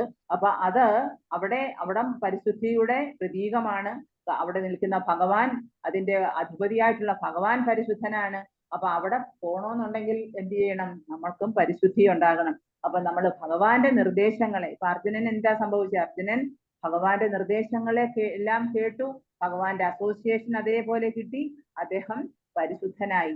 അങ്ങനെയാണ് ഭഗവാന്റെ നിർദ്ദേശങ്ങളെ അനുസരിച്ച് അദ്ദേഹം യുദ്ധം ചെയ്ത് പിന്നെ പരിശേ വചനം തവ, അങ്ങയുടെ വാക്കുകൾ പോലെ അങ്ങ് പറയുന്നത് അനുസരിച്ച് ഞാൻ പ്രവർത്തിച്ചു കൊള്ളാം എന്നുള്ള ഒരു അണ്ടർസ്റ്റാൻഡിങ്ങിലേക്ക് വന്നു. അതിൻ്റെ ഇടയ്ക്ക് ഭഗവാൻ ഒരുപാട് കാര്യങ്ങൾ അർജുനനെ ധരിപ്പിക്കുന്നുണ്ട്. പ്രകൃതി എന്താണ്? പ്രകൃതിയിലെ ഗുണങ്ങൾ എന്താണ്, ഒരു ജീവാത്മാവ് എങ്ങനെയാണ് ഈ പ്രകൃതി ഗുണങ്ങൾക്ക് അടിമപ്പെട്ടു പോകുന്നത്. ഇപ്പൊ നമ്മള് ജീവാത്മാക്കൾ എന്ന് പറയുന്നത് ഭഗവാന്റെ അംശമാണ് അല്ലെ, ശാശ്വതമായ, നമ്മളും സനാതനത്വമുള്ളവരാണ്, ഭഗവാന്റെ അംശം. മമൈവാംശോ ജീവലോകെ ജീവഭൂത സനാതന, സനാതനരാണ് നമ്മൾ ഓരോരുത്തരും. അതുകൊണ്ടാണ് ഇതിനെ, അപ്പം ഈ ജീവാത്മാവും അതുപോലെ ഭഗവാനും സനാതനനാണ്. അപ്പൊ ഭഗവാനെ കുറിച്ച് പഠിക്കുന്ന ശാസ്ത്രവും സനാതനമാണ്, സനാതന ശാസ്ത്രമാണ്. ഭഗവത്ഗീതയായാലും ശ്രീമദ് ഭാഗവതമായാലും എല്ലാം സനാതനമാണ്. സനാതനം എന്ന് വെച്ചാൽ എന്താണ്, ഒരിക്കലും നാശമില്ലാത്തതാണ്. സനാതന ധർമ്മം എന്ന് നമ്മൾ ഇതിനെ വിശേഷിപ്പിക്കാറുണ്ട്. കാരണം ഭഗവത് സന്നിധി അല്ലെങ്കിൽ ഭഗവത് സന്നിധി പോകുന്നതിന് വേണ്ടി ഭക്തിയുത സേവനം അനുഷ്ഠിക്കുന്ന ആ ഭക്തിയുത സേവനത്തിന് തന്നെ സനാതന ധർമ്മം എന്നാണ് പറയുന്നത്. അതായത് എന്താ, പരോധർമ്മം, പരമമായിട്ടുള്ള ഒരു പുരുഷന്റെ അല്ലെങ്കിൽ ഒരു മനുഷ്യന്റെ ഏറ്റവും പരമമായിട്ടുള്ള ധർമ്മം എന്ന് പറയുന്നത് എന്താണ്, ഭഗവത് സേവനമാണ്. പരോധർമ്മോ യഥാഭക്തിർ അതോക്ഷജി, അതായത് ഭഗവാൻ അതോക്ഷജനായിട്ടുള്ള ഭഗവാന് പരിപൂർണമായിട്ടുള്ള സേവനം മനോഭാവം അത് അർപ്പിക്കുന്നതാണ് ഏറ്റവും പരമമായിട്ടുള്ള ധർമ്മം എന്ന് പറയുന്നത്. അപ്പൊ അതുകൊണ്ടാണ് ഭഗവാൻ ഇതിനകത്ത് ഒരുപാട് ധർമ്മത്തെ കുറിച്ച് പറയുന്നുണ്ട്. നീ ക്ഷത്രിയനാണ്, നിന്റെ ധർമ്മം നീ അനുഷ്ഠിക്കണം. നീ ഒരു എന്താ പറയാ ഗൃഹസ്ഥനാണ്, ആ ധർമ്മം നീ അനുഷ്ഠിക്കണം. അപ്പൊ നമുക്ക് എല്ലാവർക്കും ഭൗതിക ലോകത്ത് പല വിധത്തിലുള്ള ധർമ്മങ്ങൾ ഉണ്ടെങ്കിലും ഭഗവാൻ അവസാനം പറയുന്നില്ല. പിന്നെ ഭഗവാൻ കർമ്മയോഗവും ധ്യാനയോഗവും ജ്ഞാനയോഗവും ഇതെല്ലാം പറഞ്ഞു കൊടുത്തേച്ച് അവസാനം പറയുന്നുണ്ട്, നീ സർവധർമാൻ പരിത്യജ്യ മാമേകം ശരണം വ്രജ, എല്ലാ ധർമ്മങ്ങളെയും ഉപേക്ഷിക്കുക, എന്നെ മാത്രം ശരണം പ്രാപിക്കുക. അതാണ് ഭഗവാന്റെ അൾട്ടിമേറ്റ് ആയിട്ടുള്ള നിർദ്ദേശം എന്ന് പറയുന്നത്. അപ്പം നമ്മുടെ മനുഷ്യ ജീവിതം എന്ന് പറയുന്നത് അതിന്റെ ലക്ഷ്യം നമ്മൾ മനസ്സിലാക്കണം. അപ്പൊ ആ ലക്ഷ്യം മനസ്സിലാക്കണം. ആ ലക്ഷ്യം നമ്മൾ മറന്നു പോകുമ്പോഴാണ്, ഭൗതിക ലോകത്ത് വരുമ്പോൾ നമ്മൾ വിസ്മൃതിയിലാണ്. അപ്പൊ വിസ്മൃതിയിലാണ്ട് കിടക്കുന്ന ഒരു ജീവനെ ഉണർത്തണമെന്നുണ്ടെങ്കിൽ എന്ത് വേണം, ആധ്യാത്മിക ശാസ്ത്രത്തെ കുറിച്ച് മനസ്സിലാക്കാൻ ഒരു ആചാര്യന്റെ ആവശ്യം എന്ന് പറയുന്നത് അതാണ്, ഒരു അനിവാര്യതയാണ്. അപ്പൊ അത് പിന്നെ ആ വിസ്മൃതിയിൽ പെട്ടുപോയ ഒരു ജീവാത്മാവിനെ അതിനെ പുനഃസ്ഥാപിക്കണം, അല്ലെങ്കിൽ അതിനെ പുനരുദ്ധരിക്കണം. അപ്പൊ നമ്മൾ മന്ത്രങ്ങളൊക്കെ ജപിക്കുന്നതും അല്ലെങ്കിൽ ഭഗവത്ഗീതയിലെ ഈ ശ്ലോകങ്ങളൊക്കെ നമ്മൾ ഹൃദിസ്ഥമാക്കുകയും അതിലെ തത്വങ്ങളെയൊക്കെ നമ്മൾ പിന്നെ എന്താ പറയാ നമ്മൾ മനസ്സിലാക്കുകയൊക്കെ ചെയ്യുന്നത് നമ്മുടെ ആ നഷ്ടപ്പെട്ടു പോയ, നേരത്തെ പറഞ്ഞില്ലേ നഷ്ടപ്പെട്ടു പോയ ഈ ശാസ്ത്രം, അതേപോലെ നമ്മളുടെ മനസ്സിൽ നിന്ന് ഭഗവാനും നാം തമ്മിലുള്ള ബന്ധം പോലും നഷ്ടപ്പെട്ടു പോയി, വിസ്മൃതിയിലായി പോയി. മാതാപിതാക്കളെ വിസ്മരിച്ചു പോയ ഒരു കുട്ടിയുടെ സ്ഥിതിയാണ്. അപ്പൊ അതേപോലെ നമുക്ക് ആ വിസ്മൃതിയിലായി പോയ ജീവൻ ആ സ്വരൂപസിദ്ധിയിലേക്ക് വരണം, അതിനെ പുനരുജ്ജീവിപ്പിക്കണം അല്ലെങ്കിൽ പുനഃസ്ഥാപിക്കണം, ബന്ധത്തെ പുനഃസ്ഥാപിക്കണം. ഭഗവാൻ ആരാണ്, ഞാൻ ആരാണ്, ഞാനും ഈശ്വരനും തമ്മിലുള്ള ബന്ധം എന്താണ്, യഥാർത്ഥത്തിൽ എന്താണ് എന്റെ കർത്തവ്യം, അതാണ് ജീവേര സ്വരൂപഹയ നിത്യേര കൃഷ്ണദാസ.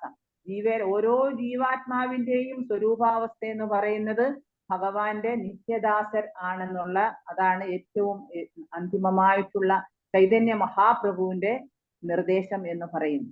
അപ്പൊ ഇവിടെ ഭഗവത്ഗീത, അപ്പൊ നമ്മള് പിന്നെ മനുഷ്യജീവികളില ആർക്കെങ്കിലും, അതായത് നേരത്തെ നമ്മൾ പറഞ്ഞിട്ടുണ്ട് മനുഷ്യാണാം സഹസ്രേഷു കശ്ചിത് യതതി സിദ്ധൈ, അതായത് ഒരുപാട് ആൾക്കാർ ഇതിനു വേണ്ടിയൊക്കെ ശ്രമിക്കുന്നു. അതായത് ജ്ഞാനയോഗത്തിലൂടെയും ചിലര് കർമ്മയോഗത്തിലൂടെയും ചിലര് എന്താ പറയാ ധ്യാനയോഗത്തിലൂടെയൊക്കെ ഇവര് പരിശ്രമിക്കുന്നുണ്ട്. പക്ഷെ അതൊക്കെ എന്ന് വെച്ചാൽ പരിപൂർണതയിൽ എത്തണമെന്നില്ല. അപ്പൊ അതുകൊണ്ട് ആ ഒരു യഥാർത്ഥ നില നമ്മൾ മനസ്സിലാക്കണം.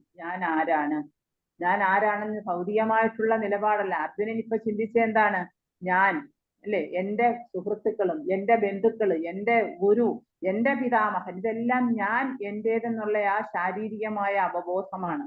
പക്ഷെ ആ അവബോധത്തിൽ നിന്ന് നമ്മള് മുന്നോട്ട് വരുമ്പോഴാണ്, ഈശ്വരനെ മനസ്സിലാക്കി മുന്നോട്ട് വരുമ്പോഴാണ് നമ്മുടെ യഥാർത്ഥ നില എന്താണെന്ന് നമ്മൾ മനസ്സിലാക്കുന്നത്. അതാണ് ജീവേര സ്വരൂപഹയ കൃഷ്ണേര നിത്യദാസ, ഭഗവാന്റെ ദാസരാണ്. ഭഗവാൻ അത് തന്നെയാണ് പറയുന്നത്, മമൈവാംശോ ജീവലോകെ ജീവഭൂത സനാതന, എല്ലാ ജീവാത്മാക്കളും എന്റെ അംശങ്ങളാണ്, അവര് സനാതനരാണ്, എന്നെ പോലെ തന്നെ അവരും സനാതനരാണ്. മനസ്സിലാതാണ്. അപ്പോ അതുകൊണ്ട് അതിനു വേണ്ടിയാണ്. അപ്പൊ നമുക്ക് സ്വന്തമായിട്ട് നമ്മുടെ ആ നില എന്താണെന്ന് നമുക്ക് ആ മനോഭാവത്തെ നമുക്ക് അറിയാൻ വേണ്ടി, ആ മനോഭാവം നമ്മൾ ആർജിക്കാൻ വേണ്ടിയാണ് ഗീത ഉപദേശിച്ചത്. ആ അർജുനന് വേണ്ടി ഗീത ഉപദേശിച്ചു കൊടുത്തത് ആ മനോഭാവം. അർജുന, നീ മനസ്സിലാക്കണം, നീ എന്റെ അംശമാണ്, ഓരോ ജീവാത്മാവും എന്റെ അംശമാണ്, നീ എന്റെ അംശമാണ്, നീ സനാതനനാണ്, നീ വെറും നിന്റെ ഈ ശാരീരിക അവബോധമല്ല, നീ ഇത് മാറ്റി നിന്റെ യഥാർത്ഥ നില, നീ ഒരു എന്റെ ശാശ്വതമായിട്ടുള്ള എന്റെ ദാസനാണ് എന്ന് മനസ്സിലാക്കുക. അപ്പൊ നമ്മളെ സംബന്ധിച്ചിടത്തോളം നമുക്ക് എല്ലാവർക്കും അവിദ്യയാണ്. ഈവൻ അർജുനൻ ഇത്രയും വലിയ ഒരാളാണ്, ഭഗവാനോടൊപ്പം ഒക്കെ സഞ്ചരിക്കുന്ന ആളാണ്, എന്നാൽ പോലും അദ്ദേഹത്തിലും അവിദ്യ എന്ന് പറയുന്നത് എന്താണ്? ശാരീരികമായ അവബോധം അദ്ദേഹത്തിലും ഉണ്ടായി എന്നാണ് പറയുന്നത്. അപ്പം ആ ഒരു നിമിഷം ഇവരെയൊക്കെ കണ്ട് അദ്ദേഹം ബിവിൾഡേഡ് ആയിപ്പോയി, വിഭ്രാന്തിയിലായിപ്പോയി. അപ്പം ആ ഒരു ഒരു ഒരു എന്താ പറയാ, അവിദ്യ ആകുന്ന ആ ഒരു പുലി എന്നാ പറയുന്നത്, അതിന് നമ്മളെ ഇങ്ങനെ വിഴുങ്ങിയിരിക്കുകയാണ്. അപ്പൊ അതുകൊണ്ട് നമ്മുടെ ഉള്ളിലിരിക്കുന്ന ഭഗവാൻ അതീവ കാരുണ്യവാനാണ്. പക്ഷെ അർജുനന്റെ ഈ മനോഭാവം എന്ന് പറയുന്നുണ്ട്, അപ്പൊ ഇവരെയൊക്കെ ഞാൻ കൊല്ലണമല്ലോ, അല്ലെങ്കിൽ ഞാൻ ഇവരെയൊക്കെ എന്തിനാണ് വധിച്ചതിന് ശേഷം എനിക്ക് എങ്ങനെ ഇവരെയൊക്കെ വധിച്ചിട്ട് സുഖിക്കാൻ പറ്റും, എനിക്ക് വല്ല മനസമാധാനവും കിട്ടും? അതൊക്കെ ഒരു അനുകമ്പയുടെ, ഒരു ഭക്തന്റെ ലക്ഷണമാണ്.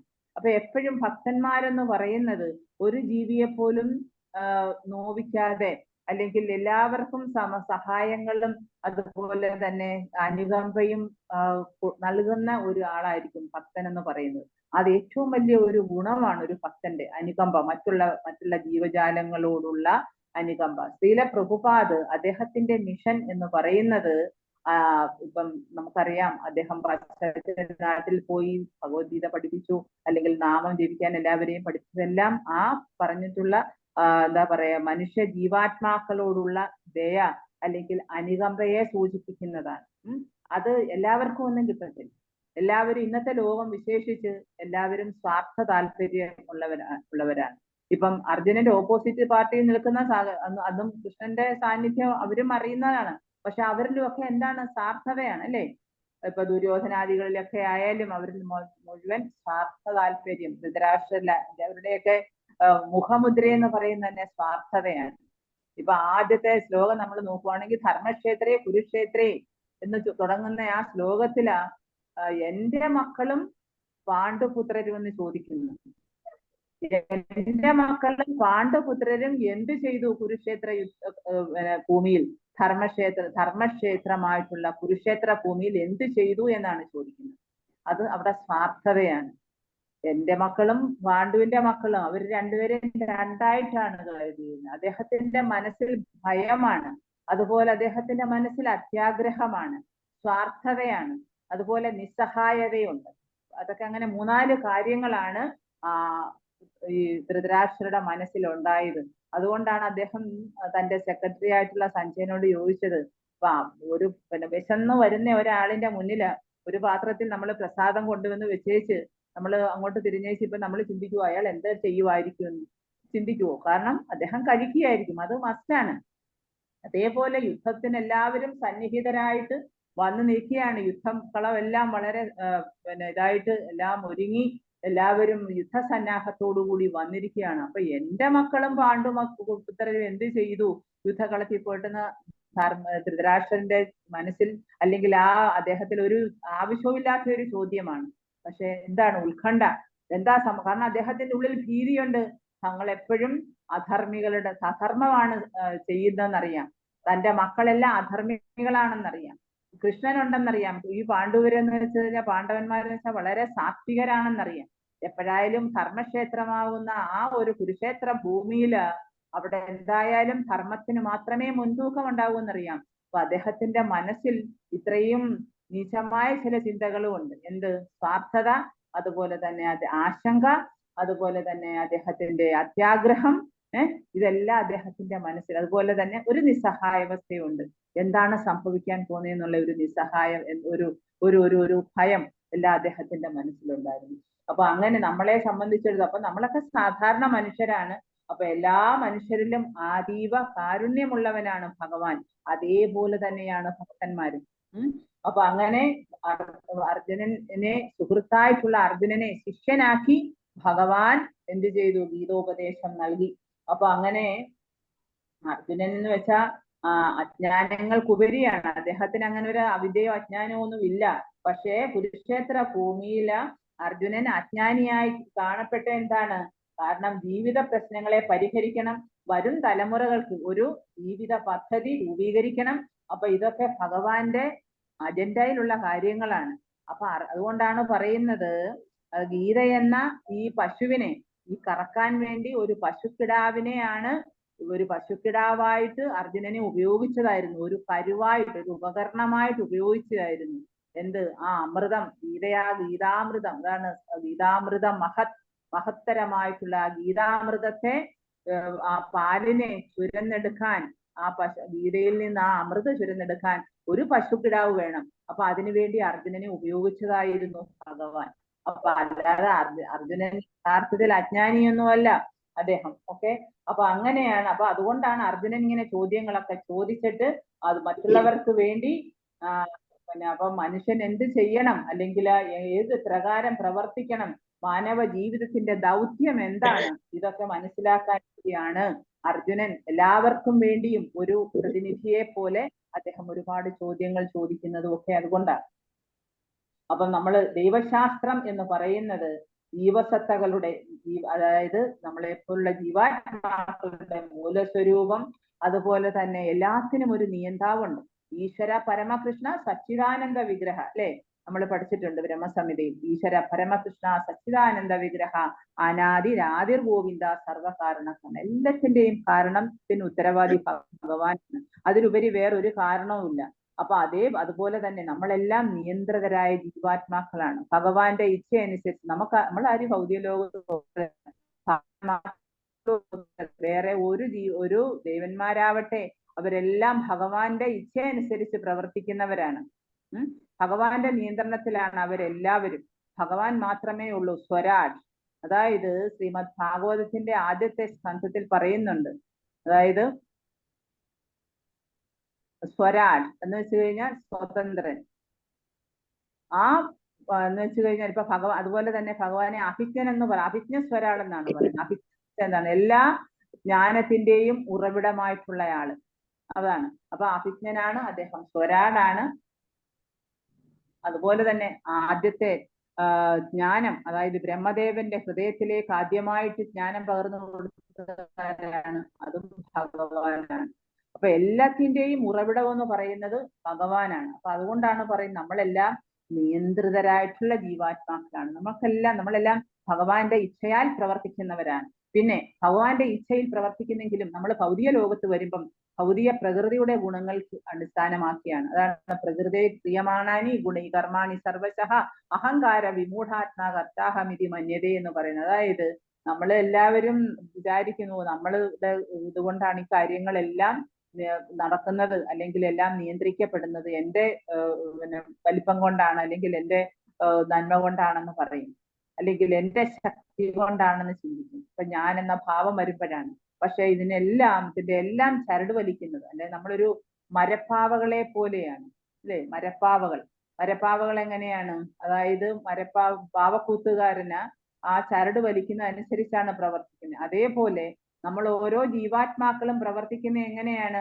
ഭൗതിക പ്രകൃതിയുടെ ചരടായിട്ടുള്ള ഈ 3 ത്രിഗുണങ്ങളാണ് നമ്മളെ ഓരോരുത്തരെയും നയിക്കുന്നത്. അതുകൊണ്ടാണ്. അപ്പൊ നമ്മൾ സ്വതന്ത്രരല്ല. പിന്നെ അതുപോലെ തന്നെ നമ്മൾ ഭഗവാനാൽ നിയന്ത്രിതനാണ് എന്ന് നമ്മൾ എപ്പോഴും ചിന്തിക്കണം. എല്ലാ തരത്തിലും ജീവസത്ത എന്ന് പറയുന്ന നിയന്ത്രിതമാണ്. കാരണം ഈ ബദ്ധ ജീവിതത്തിലാണ് പ്രധാനമായിട്ട് നമ്മൾ കൃഷ്ണാവബോധത്തിൽ വരുമ്പോഴാണ് നമ്മൾ പിന്നെ ഭഗവാന്റെ ആ നിയന്ത്രണത്തിലായിരിക്കും, നേരിട്ടുള്ള നിയന്ത്രണത്തിൽ. ഇപ്പൊ നമ്മൾ മായയുടെ അല്ലെങ്കിൽ ഭൗതിക പ്രകൃതിയുടെ അല്ലെങ്കിൽ ആ എന്താണ് ത്രിഗുണങ്ങളുടെ നിയന്ത്രണത്തിലായിരിക്കും. കാരണം ഭൗതിക ലോകം എന്ന് പറയുന്നത് നിയന്ത്രിക്കുന്നത് ഭഗവാൻ തന്നെയാണ്. മായാധ്യക്ഷേണ പ്രകൃതി സൂയതേ സചരാചരം, അല്ലെ? അപ്പൊ എന്ന് പറയുന്നത് പോലെ ഇപ്പം ഭൗതിക പ്രകൃതി, പിന്നെ അതുപോലെ പ്രപഞ്ച അസ്തിത്വത്തിന്റെ കാലയളവ്, പ്രകടനകാലം, കർമ്മം, ഇതൊക്കെ ഇതിനകത്ത് ചർച്ച ചെയ്യപ്പെടുന്നുണ്ട്. പക്ഷെ ഇതിന്റെയൊക്കെ ഈ കാലം എത്രയൊക്കെയാണെന്നൊന്നും ആർക്കും അത്രമാത്രം ഒരു ജീവാത്മാവ് വന്ന് ഭൗതിക ലോകത്ത് ജീവിക്കുമ്പോഴാ അവൻ അതിനെക്കുറിച്ചൊന്നും യാതൊരു അറിവുമില്ല. അപ്പൊ അതുകൊണ്ടാണ് നമ്മള് പിന്നെ ഇതിനെയൊക്കെ കുറിച്ച് മനസ്സിലാക്കണം.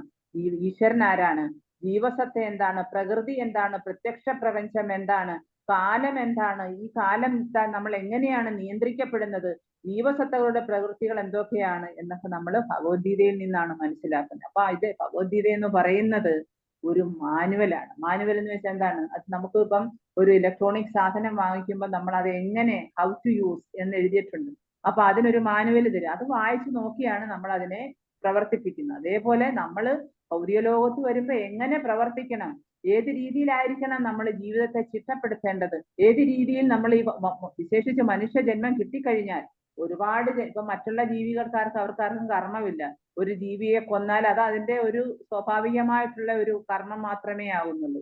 കാരണം ജീവോ ജീവസ്യ ജീവനം എന്നാണ് പറയുന്നത്. ഓരോ ജീവിയും മറ്റൊരു ജീവന് ആഹാരമാകുന്നു. അതേപോലെ നമ്മള് ഭൗതിക ലോകത്ത് വരുമ്പോൾ നമുക്ക് മനുഷ്യന് വേണ്ടുന്നതൊക്കെ എന്ന് വെച്ച് കഴിഞ്ഞാൽ ജീവാത്മാക്കളെ കൊല്ലാനുള്ള അധികാരമൊന്നും നമുക്കില്ല.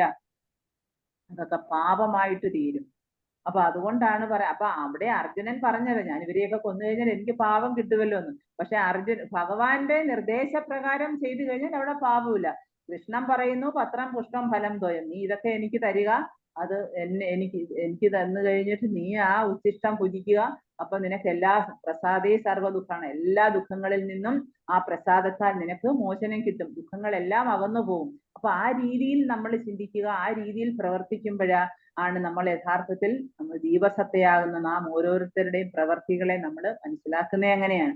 അപ്പൊ അങ്ങനെ ഭഗവത്ഗീതയില് നേരത്തെ നമ്മൾ പറഞ്ഞതുപോലെ നമ്മൾ 5 അടിസ്ഥാന തത്വങ്ങളുണ്ട്. പരമപുരുഷൻ, അതുപോലെ തന്നെ അപ്പം പരമപുരുഷൻ തന്നെ കൃഷ്ണൻ എന്ന് പറഞ്ഞാൽ നമ്മൾ അതിനകത്ത് തന്നെ കൃഷ്ണനെ മനസ്സിലാക്കുന്നത് ആൾക്കാർ പല രീതിയിലാണ്. അപ്പൊ മനുഷ്യ സമൂഹം ഭഗവാൻ എന്ന് പറയുന്ന ആ വ്യക്തിയെ മനസ്സിലാക്കുന്നതും പല രീതിയിലാണ്. അതുകൊണ്ടാണ് ബ്രഹ്മൻ, പരമാത്മാവ്, ഭഗവാൻ എന്നുള്ള ആ 3 സങ്കല്പങ്ങൾ വരുന്നത്, അല്ലെങ്കിൽ 3 കോൺസെപ്റ്റുകൾ വരുന്നത് അങ്ങനെയാണ്. അപ്പോ ഭഗവാനെ ഏത് രീതിയിൽ വേണമെങ്കിലും നമുക്ക് വിളിക്കാം. ചിലര് കൃഷ്ണാന്ന് വിളിക്കും, ചിലര് ഭഗവാനെ എന്ന് വിളിക്കും, ചിലര് പരമാത്മാവേ എന്ന് വിളിക്കും, ചിലര് പരമനിയന്താവേ എന്ന് വിളിക്കും, അല്ലെ, ചിലര് പരബ്രഹ്മമേ എന്ന് വിളിക്കും, പരമസത്യമേ എന്ന് വിളിക്കും, നിർഗുണ ബ്രഹ്മമേ എന്ന് വിളിക്കും. അപ്പൊ അങ്ങനെ പല രീതിയിലും വിളിക്കുക. അപ്പൊ ഏത് രീതിയിൽ വേണേലും വിളിക്കാം. പക്ഷെ നമ്മൾ ഭഗവാൻ ആരാണ്, യഥാർത്ഥത്തിൽ അദ്ദേഹത്തിന്റെ നില എന്താണെന്ന് മനസ്സിലാക്കണമെന്ന് മാത്രം. അപ്പോ ഭഗവാൻ എന്ന് പറയുന്നത് വിശ്വപ്രകൃതിയിലെ അത്ഭുതകരമായ സംഗതികൾ കാണുമ്പോൾ നമ്മൾ മനസ്സിലാക്കണം ഇതിന്റെ പിന്നിൽ ഒരു നിയന്താവുണ്ട്. അല്ലാതെ എങ്ങനെ ഇതൊക്കെ സംഭവിക്കുന്നത്? ഇപ്പൊ ഓരോ കാലത്തിനനുസരിച്ച് പ്രകൃതി അതനുസരിച്ചാണ് പ്രവർത്തിക്കുന്നത്. അതുകൊണ്ടാണ് ഭഗവാൻ പറയുന്നത് പ്രകൃതി പോലും സ്വതന്ത്രരല്ല, മറ്റു ദേവഗണങ്ങളൊന്നും സ്വതന്ത്രരല്ല, എല്ലാവരും എന്റെ ഇച്ഛപ്രകാരമാണ് പ്രവർത്തിക്കുന്നത്. അത് മായാചക്ഷേണ പ്രകൃതി സൂയദേശാചരാചരൻ, എല്ലാവരും പരമപുരുഷന്റെ നിർദ്ദേശം അനുസരിച്ചാണ് പ്രവർത്തിക്കുന്നത്. അതാണ് ഭഗവത്ഗീതയിലൂടെ നമ്മൾ മനസ്സിലാക്കുന്നത്. അപ്പൊ ഭൗതിക പ്രകൃതി എന്ന് പറയുന്ന എന്റെ നിർദ്ദേശം അനുസരിച്ച് പ്രവർത്തിക്കുന്നു. അതുപോലെ ഈ വിശ്വപ്രകൃതിയിലെ അത്ഭുതകരമായ സംഗതികൾ കാണുമ്പോൾ നമ്മൾ മനസ്സിലാക്കണം. ചില ആൾക്കാർ പറയും, ഓ ഭഗവാനോ, പണ്ടൊരിക്കൽ ശ്രീല പ്രഭുപാദ് ഭഗവത്ഗീത നേരത്തെ പറഞ്ഞിട്ടുണ്ട്. അദ്ദേഹം വെസ്റ്റേൺ കൺട്രി ക്ലാസ് എടുത്തുകൊണ്ടിരിക്കുന്ന സമയത്ത് ഒരാൾ മുന്നിലിരിക്കുന്ന ഒരാൾ എഴുന്നേറ്റ് ചോദിച്ചു, നിങ്ങൾ ദൈവത്തിനെ കണ്ടിട്ടുണ്ടോ? അങ്ങനെ പല പ്രാവശ്യം വെച്ചപ്പോ ആദ്യമൊന്നും പ്രഭുപാദ ശ്രദ്ധിച്ചില്ല. പിന്നെ പറഞ്ഞു, നിങ്ങൾ അവിടെ നിങ്ങൾ അവിടെ എഴുന്നേറ്റ് നിൽക്കുന്നത് കൊണ്ട് എനിക്ക് ദൈവത്തിനെ കാണാൻ ഒക്കുന്നില്ല, ഭഗവാനെ കാണാൻ ഒക്കുന്നില്ല. അപ്പൊ എന്ന് പറയുന്നത് പോലെ ഭഗവാനെ കാണുക, നേരിട്ട് കാണുക എന്നതല്ല നമ്മുടെ ലക്ഷ്യം. നമ്മൾ ഭഗവാന്റെ നിർദ്ദേശങ്ങളെ സ്വീകരിക്കുക എന്ന്. ചില ആൾക്കാർ പറയാം ദൈവത്തിനെ കാണിച്ചത് അന്നേരം ഞാൻ വിശ്വസിക്കാമെന്ന്. അപ്പൊ അങ്ങനെയൊക്കെയാണ് ആസുരിക സ്വഭാവമുള്ള ആൾക്കാർ പറയുന്നത്.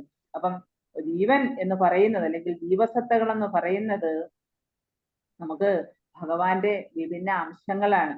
അപ്പൊ അത് ഭഗവാന്റെ അംശങ്ങളായിട്ട് തന്നെയാണ് അതിനകത്ത് ഭഗവാൻ പറഞ്ഞു കൊടുക്കുന്നത്. നമ്മൾ ഭഗവാന്റെ വിഭിന്നാംശങ്ങളായി തന്നെ നമ്മൾ ഇപ്പൊ അതിനൊരു ഉദാഹരണം പറയുന്നുണ്ട്. ഇപ്പം സ്വർണം എന്ന് പറയുന്ന അതിന്റെ ഒരു ചെറിയ കണികയായാൽ പോലും അത് സ്വർണം തന്നെയാണ്. കാരണം ആ സ്വർണത്തിന്റെ അതേ ഗുണമുണ്ട്. പക്ഷെ അതൊരു മാലയായോട്ടോ അല്ലെങ്കിൽ ഒരു വലിയ നെക്ലസോ ഒക്കെ ആയിട്ട് പണിഞ്ഞു വരുമ്പോഴോ അതിന് അളവിൽ കൂടുതലുണ്ട്, കാഴ്ചയിൽ വ്യത്യാസമുണ്ട്. അപ്പൊ എന്ന് പറയുന്ന പോലെയാണ് അപ്പൊ നമ്മൾ ഒരു ആഭരണവും ഒരു തരി സ്വർണവും തമ്മിലുള്ള വ്യത്യാസം, അല്ലെങ്കിൽ ഒരു എന്താണ് സമുദ്രത്തിലെ ജലവും ഒരു തുള്ളി വെള്ളവും തമ്മിലുള്ള വ്യത്യാസം, ഒരു വലിയ അഗ്നി അതിനകത്ത് ഒരു സ്ഫുലിംഗം തമ്മിലുള്ള വ്യത്യാസം. അപ്പൊ ഇത് തന്നെയാണ് ഭഗവാനും ജീവാത്മാക്കളും തമ്മിലുള്ള വ്യത്യാസം എന്ന് പറയുന്നത്.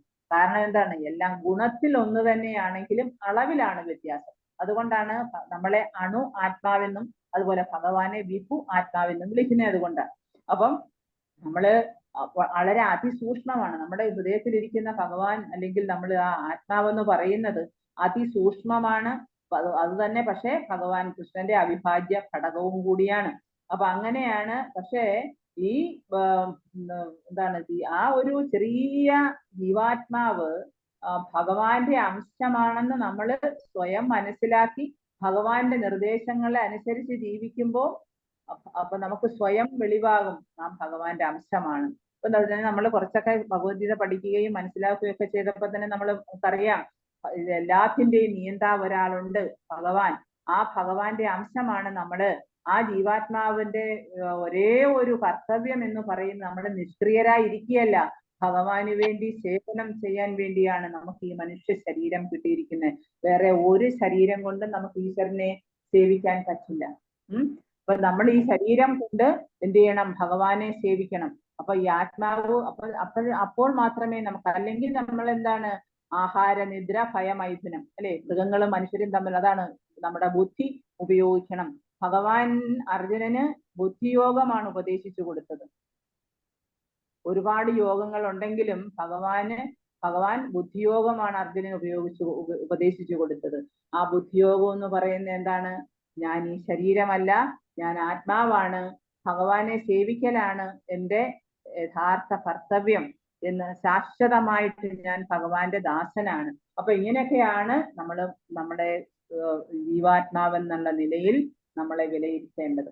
പിന്നെ എന്താണ് ഭൗതിക പ്രകൃതി? ഭൗതിക പ്രകൃതിയെ താഴ്ന്ന പ്രകൃതിയായിട്ടാണ് കണക്കാക്കുന്നത്. അതിനെ അധമ ശക്തി എന്നാണ് പറയുന്നത്. നമ്മളെ ജീവാത്മാക്കളെ ഉത്കൃഷ്ട ശക്തി എന്നും, അതുപോലെ ഭൗതിക പ്രകൃതിയെ അധമ ശക്തി എന്നുമാണ് പറയുന്നത്. ഭഗവാന് മെയിനായിട്ട് 3 ശക്തികളാണുള്ളത്. അന്തരംഗ ശക്തി, ഒരുപാട് ശക്തികളുണ്ട്. അതായത് അസംഖ്യം ശക്തികളുണ്ടെങ്കിലും 3 പ്രധാന ശക്തികളാണ്. അതായത് ശക്തി, അന്തരംഗ ശക്തി, തടസ്ഥ ശക്തി. അന്തരംഗ ശക്തി എന്ന് പറയുന്നത് യോഗമായ അല്ലെങ്കിൽ രാധാറാണി. പിന്നെ ബഹിരംഗ ശക്തി എന്ന് പറയുന്നത് ഭൗതിക പ്രകൃതി. തടസ്ഥ ശക്തി എന്ന് പറയുന്നത് നമ്മളെന്ന ജീവാത്മാക്കള്. അപ്പോ പ്രകൃതി എപ്പോഴും നിയന്ത്രണത്തിലായിരിക്കും, ഭഗവാന്റെ നിയന്ത്രണത്തിന് കീഴിലാണ്. അതാ നേരത്തെ പറഞ്ഞ മയാധ്യക്ഷേണ പ്രകൃതി. അപ്പൊ അതിനെ താഴ്ന്ന പ്രകൃതി എന്നാണ് വിശേഷിപ്പിക്കുന്നത്. അത് തീർച്ചയായും അത് സ്ത്രീലിംഗം തന്നെയാണ്. അതായത് നമ്മൾ പറയുമല്ലോ, അതായത് ഈ ഭൗതിക ലോകത്ത് ജീവാത്മാവുകൾ സൃഷ്ടിക്കപ്പെടുന്നത് ഭഗവാന്റെ ഒരു കടാക്ഷ മാത്രയിലാണ്. പ്രകൃതി പൂവിടും, ഭഗവാന്റെ ഒരു കടാക്ഷ മാത്ര കൊണ്ട് പ്രകൃതി പൂവണിയും. അങ്ങനെയാണ് ജീവാത്മാക്കൾ സൃഷ്ടിക്കപ്പെടുന്നതെന്നാണ്. ആ ജീവാത്മാക്കളുടെ ജീവസത്ത എന്ന് പറയുന്നത് പരമപുരുഷന്റെ അവിഭാജ്യ ഘടകമാണ്. ഭഗവാന്റെ ശരീരത്തിൽ നിന്ന് വരുന്നതാണ്. ശരീരത്തിന്റെ ഓരോ അംശങ്ങളാണ് നമ്മൾ ഭഗവാന്റെ ആധ്യാത്മിക ശരീരത്തിന്റെ. അപ്പം ഭഗവത്ഗീതയിൽ ഇത് പറയുന്നുണ്ട്. കാരണം ഭൗതിക പ്രകൃതി എന്ന് പറയുന്നത് എന്റെ അധമ പ്രകൃതിയാണ്. അപ്പം അതിനപ്പുറത്തുള്ള ആ ഒരു പ്രകൃതിയാണ് ജീവഭൂതം. അതായത് ജീവഭൂതം മഹാബാഹോ എന്ന് പറയുന്നുണ്ട്. അതായത് ജീവസത്ത, അതായത് ജീവാത്മാക്കൾ. അപ്പം നേരത്തെ നമ്മൾ പറഞ്ഞു 3 ഭൗതിക പ്രകൃതി ഗുണങ്ങൾ അടങ്ങിയതാണ് സത്വരജസ് തമമില്ല. അതൊക്കെ അറിഞ്ഞിരിക്കണം. എന്താണ് ഭൗതിക ലോകം, എന്താണ് അതിലെ ഗുണങ്ങള്, നമുക്ക് തന്നെ സ്വയം വിലയിരുത്താം. നമ്മുടെ സ്വഭാവം, ചിലർ പറയല്ലോ സ്വഭാവം, ആ സ്വഭാവത്തെ തന്നെയാണ് ഈ ഗുണങ്ങൾ എന്ന് പറയുന്നത്. ചിലർ പറയാം അവരുടെ സ്വഭാവം വളരെ മോശമാണ്, ചിലരുടെ സ്വഭാവം അവരുടെ നല്ല സ്വഭാവമാണ്. ചില ആൾക്കാരുടെ കുറെ സമയം അവരോട് സംസാരിച്ചു കഴിയുമ്പോൾ അറിയാം അവരുടെ ആ സത്വഗുണത്തിലുള്ള ആ രീതികൾ. അപ്പൊ ഇതൊക്കെ പക്ഷെ ഭക്തിയുടെ സേവനത്തിലേക്ക് വരുമ്പോഴാ ഈ 3 ഗുണങ്ങളെയും അതിക്രമിക്കും. അതുകൊണ്ടാണ് ഭഗവാൻ പറയുന്നത് നീ 3 ഗുണങ്ങളെയും അതിക്രമിക്കണം അർജുന എന്ന് പറയുന്നുണ്ട്. ഈ പ്രകൃതി ഗുണങ്ങളെ അദ്ദേഹം വിശകലനം ചെയ്യുന്ന സമയത്ത്. അപ്പോ 3 ഗുണങ്ങള് ഇപ്പൊ സത്വരജ സമോ ഗുണങ്ങളാണ്. അപ്പൊ ഈ ഗുണങ്ങൾക്ക് മീതെയാണ് കാലം എന്ന് പറയുന്നത്, സനാതനമായ കാലം. അപ്പൊ ഇതിന്റെ ഈ കാലത്തിന്റെ നിയന്ത്രണത്തിലാണ് കർമ്മം എന്ന് ഉണ്ടാകുന്നത്. മനസ്സിലായോ? നമ്മളിപ്പം പിന്നെ ഓരോരുത്തരുടെ പർട്ടിക്കുലർ, ഇപ്പം നമ്മളിപ്പോ ചെറുപ്പകാലത്ത് ബാല്യകാലത്ത് നമ്മൾ ഒന്നും അറിയില്ല, അന്നേരം നമുക്ക് കളിച്ചു ഒക്കെ നടക്കും. യൗവനത്തിലേക്ക് വരുമ്പം എന്താണ് അദ്ദേഹം പറയുന്ന പോലെ, ശങ്കരാചാര്യര് പറയുന്നത് എന്താണ്, ബാലസ്ഥാവൽ ക്രീഡാസക്ത, തരുണസ്ഥാവൽ തരുണീസക്ത, എന്താണ് പിന്നെ വൃദ്ധസ്ഥാവൽ ചിന്താമഗ്ന. സാധാരണ ആൾക്കാരുടെ സ്വഭാവം പറയുന്നതാണ്. എന്നിട്ട് ബാല്യകാലത്ത് കളിക്കുന്ന കാര്യത്തിൽ കൂടുതൽ ആസക്തി, യൗവനകാലത്ത് എന്താണ് ഓപ്പോസിറ്റ് സെക്സിനോടുള്ള ആസക്തി, പിന്നെ പ്രായമായി വൃദ്ധരായിട്ട് വരുമ്പോ എന്താണ് ചിന്താമഗ്ന, കഴിഞ്ഞു പോയ കാര്യങ്ങളെ കുറിച്ചും പിന്നെ ചെയ്തു തീർക്കാൻ പറ്റാത്ത കാര്യങ്ങളെ കുറിച്ചൊക്കെ ഓർത്തുള്ള ചിന്തകൾ എല്ലാവരുടെയും ജീവിതത്തിൽ ഉണ്ടാകുന്ന കാര്യങ്ങളാണ്. എന്താ പരമേ ബ്രഹ്മണി കോയിനാസക്ത എന്ന് വെച്ചാൽ എന്താണ്, പരബ്രഹ്മത്തിൽ ആർക്കും യാതൊരു ആസക്തിയുമില്ല. അതാണ് ഇന്നത്തെ ലോകം നമ്മൾ കണ്ടുവരുന്നത്. എല്ലാവരും അന്നേരമുള്ള കാര്യങ്ങളെ കുറിച്ച് മാത്രം ചിന്തിക്കുക, അതനുസരിച്ച് പ്രവർത്തിക്കുക, അതനുസരിച്ച് അവരുടെ ജീവിതത്തെ മുന്നോട്ട് കൊണ്ടുപോകുന്നതല്ലാതെ അതാണ് യാതൊരു തരത്തിലുള്ള ഈശ്വര ചിന്തകളും ഉണ്ടാകുന്നില്ല. ആർക്കും അതിനോട് ആസക്തി ഉണ്ടാകുന്നില്ല എന്നാണ് ശങ്കരാചാര്യര് പറയുന്നത്. അതേപോലെ നമ്മള് ഭൗതിക ലോകത്ത് ജീവിക്കുമ്പോഴാ, നമ്മൾ ഈ ഗുണങ്ങളുടെ സങ്കലനത്തിൽ ജീവിക്കുമ്പോഴാ നിരന്തരമായ കാലം, അതിന്റെ നിയന്ത്രണം ഉണ്ടാകുന്നു. അതിനെയാണ് കർമ്മം എന്ന് വിളിക്കുന്നത്. നമ്മൾ അതനുസരിച്ചുള്ള കർമ്മങ്ങളാണ് ചെയ്യുന്നത്. ഈ കർമ്മങ്ങളാണ് നമ്മളെ ഭൗതിക ലോകത്ത് ബന്ധിപ്പിക്കുന്നത്, അല്ലെ? കർമ്മബന്ധനം അത് വളരെ സൂക്ഷ്മമാണ് കർമ്മങ്ങൾ എന്ന് പറയുന്നത്. അപ്പൊ നമുക്ക് ഓരോ പ്രവർത്തികളും ഇന്ന് നമ്മൾ ഭൗതിക ലോകത്ത് ഓരോ ആൾക്കാർക്ക് വരുന്ന ഓരോ കാര്യങ്ങളും, ഈവൻ നമുക്ക് തന്നെ സംഭവിക്കുന്ന ഓരോ കാര്യങ്ങളെല്ലാം കർമ്മത്തിന്റെ അടിസ്ഥാനത്തിലാണ്, പൂർവ്വകർമ്മത്തിന്റെ അടിസ്ഥാനത്തിലാണ് നമ്മൾ. അതാണ് പ്രവർത്തി. സുഖമായിരിക്കും ഒരു പക്ഷേ, ചിലടത്ത് ദുഃഖമായിരിക്കും. അപ്പൊ ഇതൊക്കെ സ്മരണാതീത കാലം മുതൽ തന്നെ സംഭവിച്ചുകൊണ്ടിരിക്കുന്നതാണ്. അപ്പം നമുക്ക് നമ്മുടെ കഠിനമായിട്ടുള്ള പ്രവൃത്തി ബുദ്ധിയൊക്കെ വെച്ച് നമുക്ക് ഒരുപാട് കാര്യങ്ങളൊക്കെ നമ്മൾ നേടിയാലും അപ്പം അന്നേരമാണ് നമ്മൾ ഭൗതികമായിട്ട് സുഖിക്കുന്നത്. അപ്പൊ നമുക്ക് അതിനോട് അറ്റാച്ച്മെന്റ് വരും. കൂടുതൽ കൂടുതൽ സുഖിക്കണം, ഇനിയും കഷ്ടപ്പെട്ടാലും വേണ്ടിയില്ല, സുഖിക്കാവല്ലോ എന്ന് വിചാരിക്കും. പക്ഷേ നമുക്ക് അങ്ങനെ അതികഠിനമായിട്ട് നമ്മൾ കഷ്ടപ്പെട്ട് പണമൊക്കെ ഉണ്ടാക്കി കഴിഞ്ഞാലും അതിൽ എന്തെങ്കിലുമൊക്കെ നഷ്ടങ്ങളൊക്കെ വന്നു കഴിഞ്ഞാൽ, ഇപ്പം ബിസിനസ് ചെയ്യുന്ന ആൾക്കാർക്കായാലും അങ്ങനെയൊക്കെ നഷ്ടപ്പെട്ട് വന്നു കഴിഞ്ഞാൽ എന്താണ്, ക്ലേശം ഉണ്ടാവും, അല്ലേ? അത് സ്വാഭാവികമാണ്. അപ്പം എല്ലാ തുറകളിലും നമ്മൾ അനുഭവിക്കുന്ന എന്താണ്, പ്രവൃത്തിയുടെ ഫലമാണ്. അത് വളരെ ഇമ്പോർട്ടന്റ് ആണ്. നമ്മൾ എപ്പോഴും പറയത്തില്ലേ, നമ്മൾ എപ്പോഴും ഓർമ്മിക്കേണ്ട ഒരു കാര്യമാണ് കർമ്മഫലം. എല്ലാം അനുഭവിക്കുന്ന എന്തുകൊണ്ടാണ്? കർമ്മഫലം കൊണ്ടാണ്. അത് സുഖമായിക്കോട്ടെ ദുഃഖമായിക്കോട്ടെ, ഇതിനെയാണ് യഥാർത്ഥത്തിൽ കർമ്മം എന്ന് പറയുന്നത്. അപ്പൊ നമ്മൾ കർമ്മത്തെ കുറിച്ച് നമ്മൾ വളരെ വിശദീകരിച്ച് 3-ാമത്തെ അധ്യായത്തിൽ പറയുന്നുണ്ട്. നമ്മുടെ അതായത് കർമ്മം എന്ത്, പിന്നെ അതുപോലെ തന്നെ നമ്മൾ അതിനെ കുറിച്ച് വിശദീകരിച്ച് പഠിക്കണം. എന്താണ് കർമ്മം, എന്താണ് അകർമ്മം, എന്താണ് വികർമ്മം. അപ്പൊ ഈ 3 തരത്തിലുള്ള കർമ്മങ്ങളാണ്. കർമ്മം എന്ന് വെച്ചാൽ നമ്മൾ യഥാർത്ഥത്തിൽ ചെയ്യുന്ന നിയത കർമ്മങ്ങൾ അനുഷ്ഠിക്കുന്നു. പിന്നെ അതുപോലെ തന്നെ അകർമ്മം എന്ന് പറഞ്ഞ്, വികർമ്മം എന്ന് പറഞ്ഞാൽ നിഷിദ്ധ കർമ്മമാണ്. നമുക്ക് ശാസ്ത്രങ്ങളിൽ പറഞ്ഞിട്ടുണ്ട്, ഈ രീതിയിൽ നിങ്ങൾ ഇപ്പം അർജുനനോട് പറഞ്ഞല്ലോ, നീ എനിക്കായി അർപ്പിച്ച് യുദ്ധം ചെയ്യുക അർജുന, നിനക്ക് യാതൊരു കർമ്മഫലവും ഏൽക്കത്തില്ല. അപ്പൊ അർജുനൻ പറഞ്ഞ എന്താണ്, ഞാൻ നരകത്തിൽ പോകേണ്ടി വരും, പിന്നെ അതുപോലെ ഒരുപാട് ആൾക്കാർ പിന്നെ എന്താ സമൂഹത്തിൽ പുരുഷന്മാര് നഷ്ടപ്പെടും, സ്ത്രീകൾ വഴിപിഴയ്ക്കും, വർണ്ണസങ്കരം ഉണ്ടാകും, അങ്ങനെ ഒരു പിണ്ടോദക്രിയ ചെയ്യാൻ ആൾക്കാരില്ലാതെ വരും, അപ്പൊ സമൂഹത്തിൽ നശിക്കും, മതപ്പതിക്കും എന്നൊക്കെ അദ്ദേഹം പറയുന്നുണ്ട്. അതൊക്കെ ഭഗവാൻ കേട്ടിട്ട് ഭഗവാൻ ചിരിച്ചിട്ട് എന്താ പറയുന്നത്, നീ എനിക്ക് വേണ്ടി യുദ്ധം ചെയ്യുക.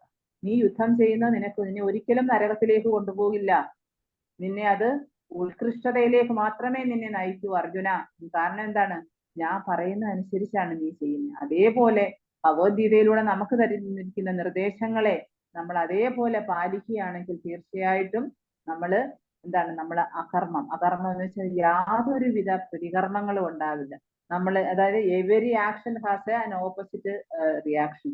എന്ത് കർമ്മങ്ങൾ നമ്മൾ അനുഷ്ഠിച്ചാലും അതിന് ഒരു റിയാക്ഷൻ ഉണ്ടാകും. നിസ്സാരമായിരിക്കും, വളരെ സൂക്ഷ്മമായിരിക്കും, ഒരു പക്ഷെ നമ്മൾ പോലും മനസ്സിലാക്കത്തില്ല. അതിനെന്തോ മാത്രം കർമ്മം ഇരിക്കുന്നു നമ്മൾ ചിന്തിക്കും. നമ്മൾ ഒരാളിനെ കുറിച്ച് ചിന്തിക്കുന്നത്, ഫോൾട്ട് ഫൈൻഡിങ്, ഇതെല്ലാം ഇതിനകത്ത് വരും. നമ്മുടെ ചിന്താഗതി, മനോഭാവം, ജഡ്ജ്മെന്റ്, ഇതെല്ലാം അതിനകത്ത് വരും. അതെല്ലാം കർമ്മം. നമ്മൾ ആ കർമ്മ അനുസരിച്ചാണ് പിന്നീട് നമുക്കുള്ള ഇത്. നമ്മൾ മനസ്സുകൊണ്ട് ചിലരെ ദ്രോഹിക്കും, വാക്കുകൾ കൊണ്ട് ദ്രോഹിക്കും, നോട്ടം കൊണ്ട് ദ്രോഹിക്കും, പ്രവൃത്തികൾ കൊണ്ട് ദ്രോഹിക്കും, ആ പല വിധത്തിൽ. പിന്നെ അതാണ് ഇപ്പൊ ഭഗവത്ഗീത നമ്മൾ യഥാർത്ഥത്തിൽ സത്യം മനസ്സിലാക്കി, അതൊക്കെ നമുക്കൊരു ഉള്ളിലൊരു ചിന്ത വരണം. ഞാൻ ചെയ്യുന്ന കർമ്മങ്ങള് അത് സത്യസന്ധമായിരിക്കണം. ഭഗവാൻ ഇപ്പം നമ്മളോട് ഗുരു പറഞ്ഞിട്ടുണ്ട്, നീ 4 നിർദ്ദേശങ്ങള് യമനിയമങ്ങൾ പാലിക്കണം, 16 റൗണ്ട്സ് ചാൻഡ് ചെയ്യണം, അതനുസരിച്ച് വേണം നീ ജീവിക്കേണ്ടത് എന്ന് നമുക്ക് ഇനിഷ്യേഷൻ എടുക്കുന്ന സമയത്ത് നമുക്ക് തരുന്ന നിർദ്ദേശങ്ങളാണ്. അപ്പം ഗുരു നമ്മുടെ അടുത്തിരിക്കുന്നില്ല എപ്പോഴും, പക്ഷെ അദ്ദേഹം എപ്പോഴും അദ്ദേഹത്തിന്റെ നിർദ്ദേശങ്ങൾ ഇങ്ങനെ വന്നുകൊണ്ടേയിരിക്കും. കാരണം എന്താണ്? നമ്മൾ ജീവാത്മാക്കളാണ്, നമുക്ക് തെറ്റു വരാനുള്ള സാധ്യതകളുണ്ട്. നമുക്കിപ്പം ഭൗതിക ലോകത്ത് 4 തരത്തിലുള്ള തെറ്റുകൾ, ഡിഫക്റ്റ്, പോരായ്മകളുണ്ട്. എന്തൊക്കെയാണ്? തെറ്റ് ചെയ്യാനുള്ള പ്രവണത, എപ്പോഴും മായയിൽ, അതായത് വ്യാമോഹത്തിൽ കഴിയാനുള്ള പ്രവണത, മറ്റുള്ളവരെ കബളിപ്പിക്കാനുള്ള പ്രവണത, പിന്നെ നമ്മുടെ ഇന്ദ്രിയങ്ങളെല്ലാം ഇംപെർഫെക്റ്റ് ആണ്, അപൂർണങ്ങളാണ്. അപ്പൊ ഈ 4 കാര്യങ്ങള് ഉള്ളവരാണ് നമ്മൾ എല്ലാവരും. അപ്പം എന്താണ്, നമ്മൾ ഭൗതിക ലോകം എന്ന് വെച്ചാൽ മായ അത്ര സ്ട്രോങ് ആണ്. എപ്പോഴും അദ്ദേഹത്തിന്റെ നിർദ്ദേശങ്ങൾ നമുക്ക് കിട്ടുന്ന എന്താണ്? നിങ്ങൾ 16 ടൗൺസ് വെളുപ്പിനെ തന്നെ നാമം ജപിക്കണം, എല്ലാ ദിവസവും കിട്ടും നമുക്ക് നിർദ്ദേശങ്ങൾ. അതുപോലെ യമനിയമങ്ങൾ കൃത്യമായിട്ട് പഠിക്കണം. അതുപോലെ തന്നെ നമ്മുടെ സാധന കറക്റ്റായിട്ട് ചെയ്യണം. ഇതൊക്കെ എന്തിനാ എല്ലാ ദിവസവും പറയുന്നത്? കാരണം നമ്മൾ ജീവാത്മാക്കളാണ്, തെറ്റ് ചെയ്യാനുള്ള പ്രവണത ഉള്ളത് കൊണ്ടാണ്. അപ്പോ ഈ കർമ്മം എന്ന് പറയുന്നത്, അപ്പൊ അതാണ് നമ്മൾ ആ കർമ്മങ്ങൾ വീണ്ടും നമ്മൾ തിരിച്ചു തെറ്റുകളിലേക്ക് പോകാൻ പാടില്ല. അപ്പൊ നമ്മൾ ഇന്ന് ഇല്ലാതിരിക്കുന്ന ആൾക്കാർ, ഡിവോട്ടീസ് ഒക്കെ കുറച്ചു പേരൊക്കെ ആ ഒരു ലെവലിലേക്കൊക്കെ വരുന്നവരാണ്. അപ്പൊ നമ്മൾ എപ്പോഴും നമ്മൾ അലർട്ടായിരിക്കണം. നമ്മൾ എപ്പോഴും നമ്മുടെ മനസ്സിൽ അതിനുവേണ്ടിയാണ് നമ്മൾ ഈ ക്ലാസ് ഒക്കെ സംഘടിപ്പിക്കുന്നത്. നമുക്ക് ഈ സത്സംഗത്തിന്റെയൊക്കെ ഏറ്റവും പ്രധാനമായിട്ടുള്ള ഉപയോഗം എന്ന് പറയുന്ന അതൊക്കെയാണ്. നമുക്ക് എപ്പോഴും നമ്മൾ അലർട്ടായിരിക്കണം. ആത്മീയ കാര്യത്തിൽ നമ്മൾ ചെയ്യാൻ പാടില്ലാത്തത് ചെയ്യരുത്. അപ്പൊ ഈശ്വരൻ, പരമപുരുഷൻ, ജീവൻ, ജീവസത്ത, പ്രകൃതി, ശാശ്വതമായ കാലം, കർമ്മ, ഇതെല്ലാം ഭഗവത്ഗീതയിൽ വളരെ ക്ലിയർ ആയിട്ട് നമുക്ക് പറഞ്ഞു. അപ്പൊ നമുക്കിപ്പോ ഒരു ഏകദേശ രൂപം കിട്ടിക്കാണും. ആരാണ് ഭഗവാൻ, എന്താണ്, ആരാണ് ജീവാത്മാവ്, എന്താണ് പ്രകൃതി, അതുപോലെ തന്നെ എന്താണ് കാലം. കാലം എന്ന് വെച്ചാൽ നിയന്താവ്, എല്ലാത്തിനെയും നിയന്ത്രിക്കുന്ന ആളാണ്. ഇപ്പൊ നമ്മൾ ഓരോ ദിവസം കഴിയും തോറും നമ്മുടെ കാലം, വർഷങ്ങൾ, നമുക്ക് വയസ്സ് കൂടിക്കൊണ്ടിരിക്കുന്നു, കാലം ഇങ്ങനെ പോയിക്കൊണ്ടേയിരിക്കുകയാണ് അല്ലെ? അതിന്റെ എല്ലാം അതാണ് കാലമാണ് നിയന്ത്രിക്കുന്നത്, അതും ഭഗവാൻ തന്നെയാണ്. പിന്നെ കർമ്മം, നമ്മളെല്ലാം ചെയ്യുന്ന കർമ്മങ്ങൾ. അപ്പൊ ഇതിനകത്ത് 5ലും ഈശ്വരനും ജീവസത്തെയും ഭൗതിക പ്രകൃതിയും കാലമെല്ലാം സനാതനമാണ്. അത് നേരത്തെ ഞാൻ പറഞ്ഞു. അതുപോലെ തന്നെ പക്ഷെ കർമ്മം എന്ന് പറയുന്നത് എന്താണ്? അത് ചില നമ്മുടെ ഇപ്പൊ നമ്മള് ഭൗതിക ലോകത്ത് കഴിഞ്ഞ ജന്മത്തില് കുറെ കർമ്മദോഷങ്ങളിലൊക്കെ ആയിട്ടാണ് ഇവിടെ വന്നത്. പക്ഷെ നമുക്ക് എങ്ങനെയോ കൃഷ്ണാവബോധത്തിൽ വരാൻ ഒരു അവസരം കിട്ടി. അപ്പൊ എന്താണ്, നമ്മൾ ഭക്തിയുടെ സേവനം ചെയ്യാൻ തുടങ്ങി. ഭക്തിയുടെ സേവനം ചെയ്യാൻ തുടങ്ങുമ്പോഴാ നമ്മുടെ ഈ കർമ്മങ്ങളൊക്കെ ഭസ്മീകരിക്കും. നാമം ജപ വഴി, നമ്മൾ എപ്പോഴും പറയില്ല, നാമം ജപിക്കുമ്പോഴാണ് നമ്മുടെ കർമ്മദോഷങ്ങളെല്ലാം ഭസ്മീകരിക്കപ്പെടുന്നത്. ഭക്തിയുടെ സേവനം ചെയ്യും തോറും കർമ്മങ്ങളെല്ലാം ഭസ്മീകരിച്ച് നമ്മുടെ കർമ്മങ്ങളൊക്കെ ഒരിക്കൽ സീറോയാകും. അങ്ങനെ നമുക്ക് ഈ ജന്മത്തിൽ തന്നെ ഭഗവാന്റെ സേവനത്തിൽ ഏർപ്പെട്ട് ഭഗവത് സന്നിധിയിലേക്ക് തിരിച്ചു പോകാം. അപ്പോ ഭഗവാനെ സംബന്ധിച്ചിടത്തോളം, അതായത് പരമപ്രജ്ഞ അതാണ് പരമപുരുഷനായിട്ടുള്ള ഭഗവാന്റെ നില എന്ന് പറയുന്നത്. ഇപ്പൊ ജീവസത്ത എന്ന് പറയുന്ന ഭഗവാന്റെ അവിഭാജ്യ ഘടകമാണ്. അതിനും പ്രജ്ഞയുണ്ട്. പ്രജ്ഞ എന്ന് വെച്ചാൽ എന്താ അർത്ഥം? ശക്തി. ഓക്കെ. അപ്പം ജീവസത്ത, പിന്നെ അതുപോലെ ഭൗതിക പ്രകൃതി, അപ്പം ഇതെല്ലാം ഭഗവാന്റെ ശക്തിയാണെങ്കിലും ജീവനെന്ന് പറയുന്നത് പ്രജ്ഞയാണ്. പക്ഷെ പ്രകൃതി പ്രജ്ഞയല്ല. എന്ന് വെച്ചാൽ എന്താ അർത്ഥം? അതാണ് അതിനെ അധമ്മശക്തി എന്ന് ഞാൻ നേരത്തെ പറഞ്ഞു. അപ്പം വ്യത്യാസം അതാണ്. അപ്പം ജീവപ്രകൃതിയെ എപ്പോഴും ഭഗവാൻ എന്റെ അതായത് പറയുന്നുണ്ട്, എന്റെ ഉത്കൃഷ്ടമായ ഒരു ശക്തിയുണ്ട്, അതാണ് ജീവാത്മാക്കൾ എന്ന് പറയുന്നത്. പക്ഷേ ഭൗതിക പ്രകൃതി എന്ന് പറയുന്നത് അത് അധമ്മശക്തിയാണ്. അപ്പൊ നമുക്ക് എപ്പോഴും നമ്മളെ തടസ്സ ശക്തി എന്ന് വിളിക്കുന്നത് എന്തുകൊണ്ടാണ്? നമ്മളെപ്പോഴും അതിന്റെ നടുവിലാണ്. ഇപ്പം ഭഗവാൻ, അതായത് പരാപ്രകൃതി, പിന്നെ അതായത് ആ പ്രകൃതി, ഭഗവാൻ എന്ന അതൊരു ശക്തിയാണ്. ഭഗവാൻ പുരുഷനാണ്. ആ പുരുഷനും അതുപോലെ പ്രകൃതിക്കും നടുവിലായിട്ട് സ്ഥിതി ചെയ്യുന്ന തടസ്സ ശക്തി. ഈ തടസ്സ ശക്തിക്ക് ഭഗവാൻ കൊടുക്കുന്ന സ്വാതന്ത്ര്യം, നമുക്ക് ആദ്യം നമ്മൾ പറഞ്ഞു നമ്മൾ സ്വതന്ത്രരല്ല, നമ്മൾ അസ്വതന്ത്രരാണെന്ന് പറഞ്ഞു. പക്ഷെ എന്നാലും ഭഗവാൻ ജീവാത്മാക്കൾക്ക് ഒരു ചെറിയ സ്വാതന്ത്ര്യം കൊടുത്തിട്ടുണ്ട്. ഒന്നുകിൽ നീ എന്നെ സേവിച്ച് നീ എന്റെ അരികിലേക്ക് പോവാ, അതാണ്. അപ്പൊ ഇവിടെ നിൽക്കുകയാണ് ജീവാത്മാവ്, പിന്നെ പ്രകൃതി താഴെയാണ്. അപ്പൊ നമുക്ക് ഭഗവാനെ സേവിച്ച് ഭഗവാനോടൊപ്പം കൂടാ, അല്ലെങ്കിൽ എന്ത് ചെയ്യും? താഴോട്ട് പതിക്കും. നമ്മളതാണ് അധപ്പതനം. വീണ്ടും വീണ്ടും ഭൗതിക ലോകത്ത് കർമ്മങ്ങളുടെ ഫലമായിട്ട് നമ്മൾ ഒരുപാട് കർമ്മങ്ങൾ വീണ്ടും കർമ്മത്തിന്റെ കുരുക്കിൽ ബന്ധനത്തിൽ, അതാണ് സിദ്ധ്യന്റെ ഹൃദയഗ്രന്ഥി എന്നാണ് അതിന് പറയുന്നത്. സിദ്ധ്യന്റെ ഹൃദയഗ്രന്ഥി സിദ്ധ്യന്റെ സർവ്വ സംശയങ്ങൾ. നമുക്ക് എപ്പോഴും സംശയങ്ങളാണ്. ഇത് എന്തോ ഭഗവാനോ, അതങ്ങനെ ശരിയാണോ, ഭഗവാന്റെ ധാമമുണ്ടോ, അതോ നമ്മൾ ഈ ഭൗതിക ലോകത്ത് ഇന്ന് നമ്മൾ ഈ കാണുന്നതൊക്കെയാണോ യഥാർത്ഥ സത്യം? പ്രകൃതിയിൽ എല്ലാം ആസ്വദിക്കാനുള്ള, ഇതെല്ലാം നമുക്ക് ആസ്വദിക്കാനുള്ളതാണ്. അപ്പൊ അങ്ങനെ പല അതാണ് അവിദ്യ എന്ന് നേരത്തെ പറഞ്ഞത്. എല്ലാം തെറ്റിദ്ധാരണകളാണ്. അപ്പൊ യഥാർത്ഥത്തിൽ ഭഗവാൻ ഈ ഭഗവത്ഗീത ഉപദേശിച്ചതോടുകൂടിയാണ്, അല്ലെങ്കിൽ ഭഗവത്ഗീത മനസ്സിലാക്കിയെടുത്തോളുമാണ് നമ്മൾ യഥാർത്ഥത്തിൽ നാം ആരാണ് എന്ന് മനസ്സിലാക്കുന്നത്. അങ്ങനെയാണ്. അപ്പം പ്രകൃതി എന്ന് പറയുന്നത് അതൊരു പ്രജ്ഞയല്ല. അപ്പൊ ജീവൻ എന്ന് പറയുന്നത് ഭഗവാനോട് തുല്യമായിട്ടുള്ള പ്രജ്ഞയുണ്ട്. നമുക്ക് ജീവാത്മാക്കൾക്ക് ഭഗവാനോടൊപ്പം ഉള്ള പ്രജ്ഞയുണ്ട്. പക്ഷെ ഭഗവാന്റേതെന്ന് വെച്ചാൽ പരമപ്രജ്ഞയാണ്. നമുക്കും പ്രജ്ഞയുണ്ട്. ആ പ്രജ്ഞ അത് ഭഗവാന്റെ അംശമായതുകൊണ്ട് നമുക്ക് കിട്ടിയതാണ്. അപ്പൊ ജീവനും പരമപ്രജ്ഞയുണ്ടെന്ന് പറയാൻ പറ്റത്തില്ല. കാരണം എന്ന് വെച്ചാൽ ഭഗവാൻ എന്ന് പറയുന്നത് എപ്പോഴും പരമമായിട്ടുള്ള ആ സ്ഥിതിയിൽ ഇരിക്കുന്നതാണ്. അപ്പൊ ജീവസത്തയ്ക്ക് പരിപൂർണതയുടെ ഒരു പരമപ്രജ്ഞയാകാൻ പറ്റില്ല. അപ്പൊ അതുകൊണ്ടാണ് ചില മായാവാദി സിദ്ധാന്തത്തിൽ എന്താണ് അവര് പറയുന്നത്? എല്ലാം ഈശ്വരനാണ്, ഞാനും ഈശ്വരനാണ്, എല്ലാവരും ഈശ്വരനാണ്. അപ്പൊ നമ്മൾ ഈശ്വരനായതുകൊണ്ട് നമുക്ക് വലിയ ഈശ്വരനിൽ പോയി ചേരാം. അപ്പൊ ആ രീതി സങ്കല്പമാണ്. പക്ഷെ ജീവസത്ത ഭഗവാന്റെ അംശമാണെന്നേ ഉള്ളൂ. അംശത്തിനും എന്താ പറയാ, അതാണ് അണുവും വിഭുവും തമ്മിൽ ഒരുപാട് അന്തരമുണ്ട്. അപ്പൊ നമുക്ക് അതിന്റെ ഗുണം ഉണ്ട്, നമുക്ക് ഒരു പ്രജ്ഞയുണ്ട് നമുക്ക് ജീവാത്മാവിന്. പക്ഷെ പരമപ്രജ്ഞ ഇല്ല നമുക്ക്. ഓക്കെ, അതാണ് മനസ്സിലാക്കേണ്ടത്. അപ്പം ആ സിദ്ധാന്തം, അതായത് പരമപ്രജ്ഞനാണെന്ന് ആകാൻ കഴിയും എന്നുള്ള സിദ്ധാന്തം, അതാണ് മായാവാദ സിദ്ധാന്തം. ആ സിദ്ധാന്തം വഴിതെറ്റിക്കുന്ന സിദ്ധാന്തമാണ്. നമ്മൾ ഒരിക്കലും ഞാനും ഈശ്വരനാണ് എന്നുള്ള ആ ഒരു മനോഭാവത്തിലേക്ക് നമ്മൾ വരാൻ പാടില്ല. സമയമായോ പ്രഭു? ഹരേ കൃഷ്ണ.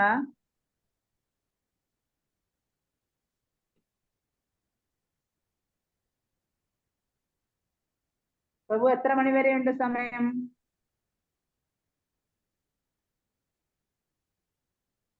ഹരിബോൾ. ഹരേ കൃഷ്ണ. ഓക്കെ, പ്രഭു പോയായിരിക്കും. അപ്പോ നമ്മുടെ ആ പ്രജ്ഞയുടെ കാര്യമാണ് പറഞ്ഞു വന്നത്.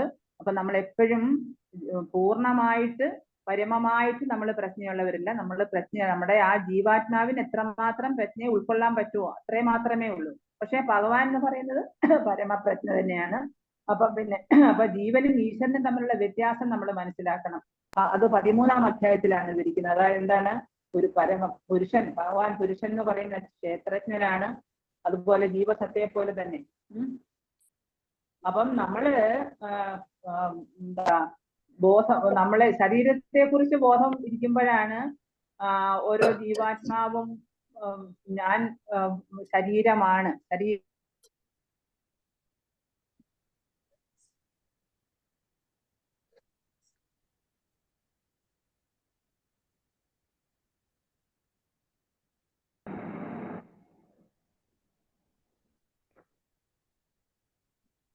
ഹരേ കൃഷ്ണ. അപ്പം നമ്മളിപ്പം കർമ്മത്തിന്റെ കാര്യം പറഞ്ഞു, കാലത്തിന്റെ കാര്യം പറഞ്ഞു, പുരുഷന്റെ കാര്യം പറഞ്ഞു, ജീവസത്ത, അതുപോലെ പ്രകൃതി. അപ്പൊ ഇതിനെ കൂടുതൽ വിശദീകരിച്ചു പറയുന്നുണ്ട്. അപ്പം പരമപ്രജ്ഞനായ ഈശ്വരൻ ജീവസത്തയോട് സാമ്യം ഉണ്ട് എന്ന് നമുക്ക് പറയും. പക്ഷെ എന്നാലും പുരുഷന്റെയും ജീവസത്തയുടെയും ബോധം എന്ന് പറയുന്നത് അതീന്ദ്രിയം തന്നെയാണ്. പക്ഷെ ഭൗതിക ലോകത്ത് വന്ന് നമ്മൾ അവിദ്യയിലായി പോകുമ്പോഴാണ്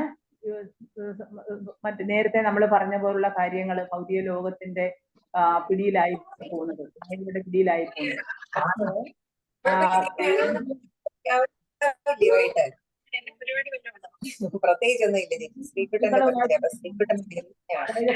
വസ്തുക്കളുമായിട്ടുള്ള സമ്പർക്കം നമുക്ക് ഉണ്ടാകുമ്പോഴാണ്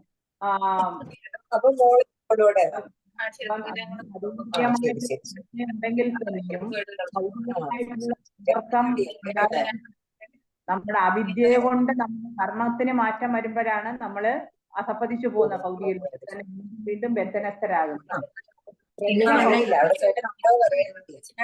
ഹരേ കൃഷ്ണ, ഹരേ കൃഷ്ണ, ഹരേ കൃഷ്ണ. പൊന്നമ്മ മാതാജി ഹരേ കൃഷ്ണ, ഒന്ന് മ്യൂട്ട് ചെയ്യൂ. പൊന്നമ്മ മാതാജി ഒന്ന് മ്യൂട്ട് ചെയ്യൂ. ഹരേ കൃഷ്ണ. ഹരേ കൃഷ്ണ. മാലിനി മാതാജി എന്നെ ഹോസ്റ്റ് ആക്കിയേക്കോ തിരിച്ച് ഞാന്. ഓ ആയിക്കോട്ടെ പ്രഭു. അത് എത്ര മണി വരെ ഉണ്ട് നമുക്ക്? ഇനി ഇത് തീരാറായി മാതാജി, സമയമായി. 1.5 മണിക്കൂറായിരുന്നു. 1.5 മണിക്കൂർ, 8 മണി വരെ ആയിരുന്നു. Okay okay. അപ്പൊ നമുക്ക് വൈൻഡപ്പ് ചെയ്യാം. ബാക്കി അടുത്ത ക്ലാസ്സിലെടുക്കാം. ബാക്കി അടുത്ത ക്ലാസ്സിലെടുക്കാം. അങ്ങനെ. അപ്പൊ എന്നെ തിരിച്ചൊന്ന് ഹോസ്റ്റ് ആക്കിയേക്കോ മാതാജി. ഓക്കെ പ്രഭു. അല്ലെങ്കിൽ റെക്കോർഡ് ഇതിൽ കിട്ടത്തില്ലേ? ശരി ശരി.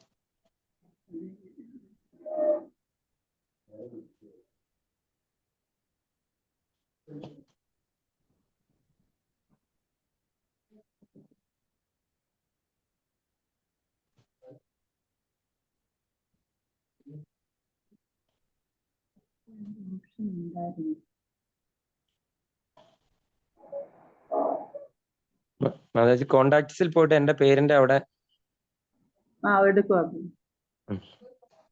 പാർട്ടിസിപ്പൻസിനകത്ത് എടുത്താൽ മതിയോ? മതി മതി. പ്രഭുവിന്റെ പേരെടുത്തിട്ട് അവിടെ. Okay okay.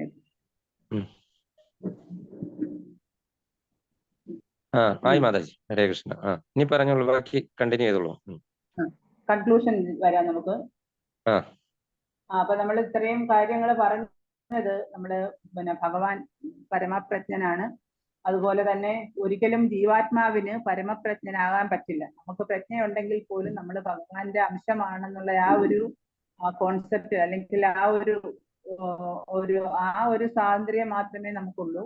അപ്പോ നമ്മളെ കർമ്മത്തിന്റെ അടിസ്ഥാനത്തിൽ നമുക്ക് പരമപ്രജ്ഞയിലേക്ക് ഒരിക്കലും, അപ്പൊ മായാവാദ സിദ്ധാന്തമാണ് നമുക്കും പരമപ്രജ്ഞയാകാം എന്നുള്ളത്. ഒരിക്കലും നമുക്ക് അങ്ങനെ നമ്മൾ പ്രജ്ഞയുണ്ട്, പക്ഷെ എന്നാലും ഒരിക്കലും നമ്മൾക്ക് പരമപ്രജ്ഞയില്ല. അപ്പം ഭൗതിക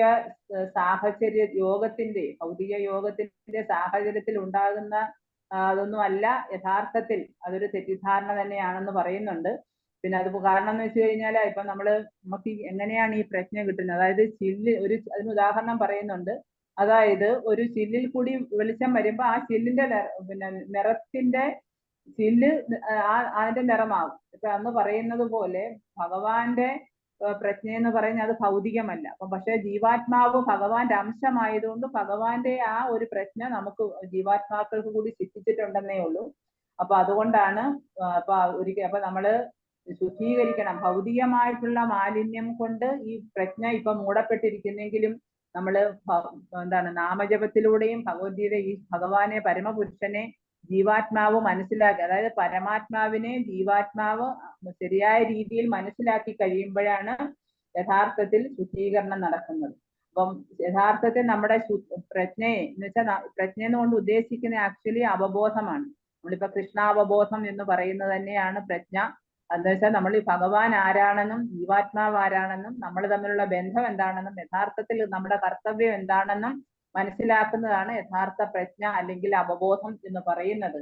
അപ്പം നമ്മൾ ആ അവബോധത്തെ അല്ലെങ്കിൽ ആ പ്രജ്ഞയെ ശുദ്ധീകരിക്കുമ്പോഴാണ് നമുക്ക് ആ പരിശുദ്ധി വരുമ്പോഴാണ് നമ്മുടെ പ്രവർത്തികൾ ഈശ്വരനുമായിട്ട് ബന്ധപ്പെടുന്നത്. അതുവരെ നമുക്ക് ഈശ്വരനുമായിട്ട് ഒരു ബന്ധമില്ല. അതുകൊണ്ടാണ് നമ്മുടെ തടസ്ഥ ശക്തി എന്ന് വിളിക്കുന്നത്. അതുകൊണ്ടാണ് സെപ്പറേറ്റഡ് എനർജിയാണ്, അതായത് വേർപെട്ട ശക്തിയായിട്ടാണ് നമ്മൾ ഈ ഭൗതിക ലോകത്തിൽ വിസ്മൃതരായിട്ട് വരുന്നത്. നമുക്ക് ടോട്ടലി ഭഗവാനെ മറന്ന്, ഭഗവാനുമായിട്ടുള്ള ബന്ധം മറന്ന് ഈ ഭൗതിക ലോകത്ത് വന്ന് അവിദ്യയിൽ ജീവിക്കുകയായിരുന്നു, അല്ലെങ്കിൽ മായാ വലയത്തിനുള്ളിലായിരുന്നു നാം ഓരോരുത്തരും. ഇപ്പൊ കൃഷ്ണാവബോധത്തിൽ വരുമ്പോഴാണ്, അല്ലെങ്കിൽ ആ യഥാർത്ഥ അവബോധം ശുദ്ധീകരിക്കപ്പെടുമ്പോഴാണ് നമുക്ക് യഥാർത്ഥത്തിൽ നാം സന്തുഷ്ടരാകുന്നത്. കാരണം ഒരു ഒരു ഒരു കുട്ടിക്ക് അവന്റെ പിതാവിനെ, യഥാർത്ഥത്തിൽ നഷ്ടപ്പെട്ടു പോയ പിതാവിനെ കിട്ടിയ ആ ഒരു പ്രതീതി, അപ്പോഴാണ് യഥാർത്ഥ സന്തുഷ്ടി. നമുക്ക് ഭൗതിക ലോകത്ത് ജീവിക്കുമ്പോൾ നമുക്ക് പലതരത്തിലുള്ള സന്തോഷവും സന്താപങ്ങളും ഒക്കെ ഉണ്ടാവുമെങ്കിലും യഥാർത്ഥ റിയൽ ഐഡന്റിറ്റിയിലൂടെ നമ്മൾ സന്തുഷ്ടരാകുന്നത് നമ്മള് ഭഗവാനെ നമ്മുടെ ഭഗവാന്റെ അംശമാണ് നമ്മളെന്ന് മനസ്സിലാക്കുമ്പോഴാണ്. അപ്പൊ അങ്ങനെ ആ പ്രവൃത്തിയെയാണ് യഥാർത്ഥത്തിൽ ഭക്തി എന്ന് പറയുന്നത്. അതാണ് ഭക്തി.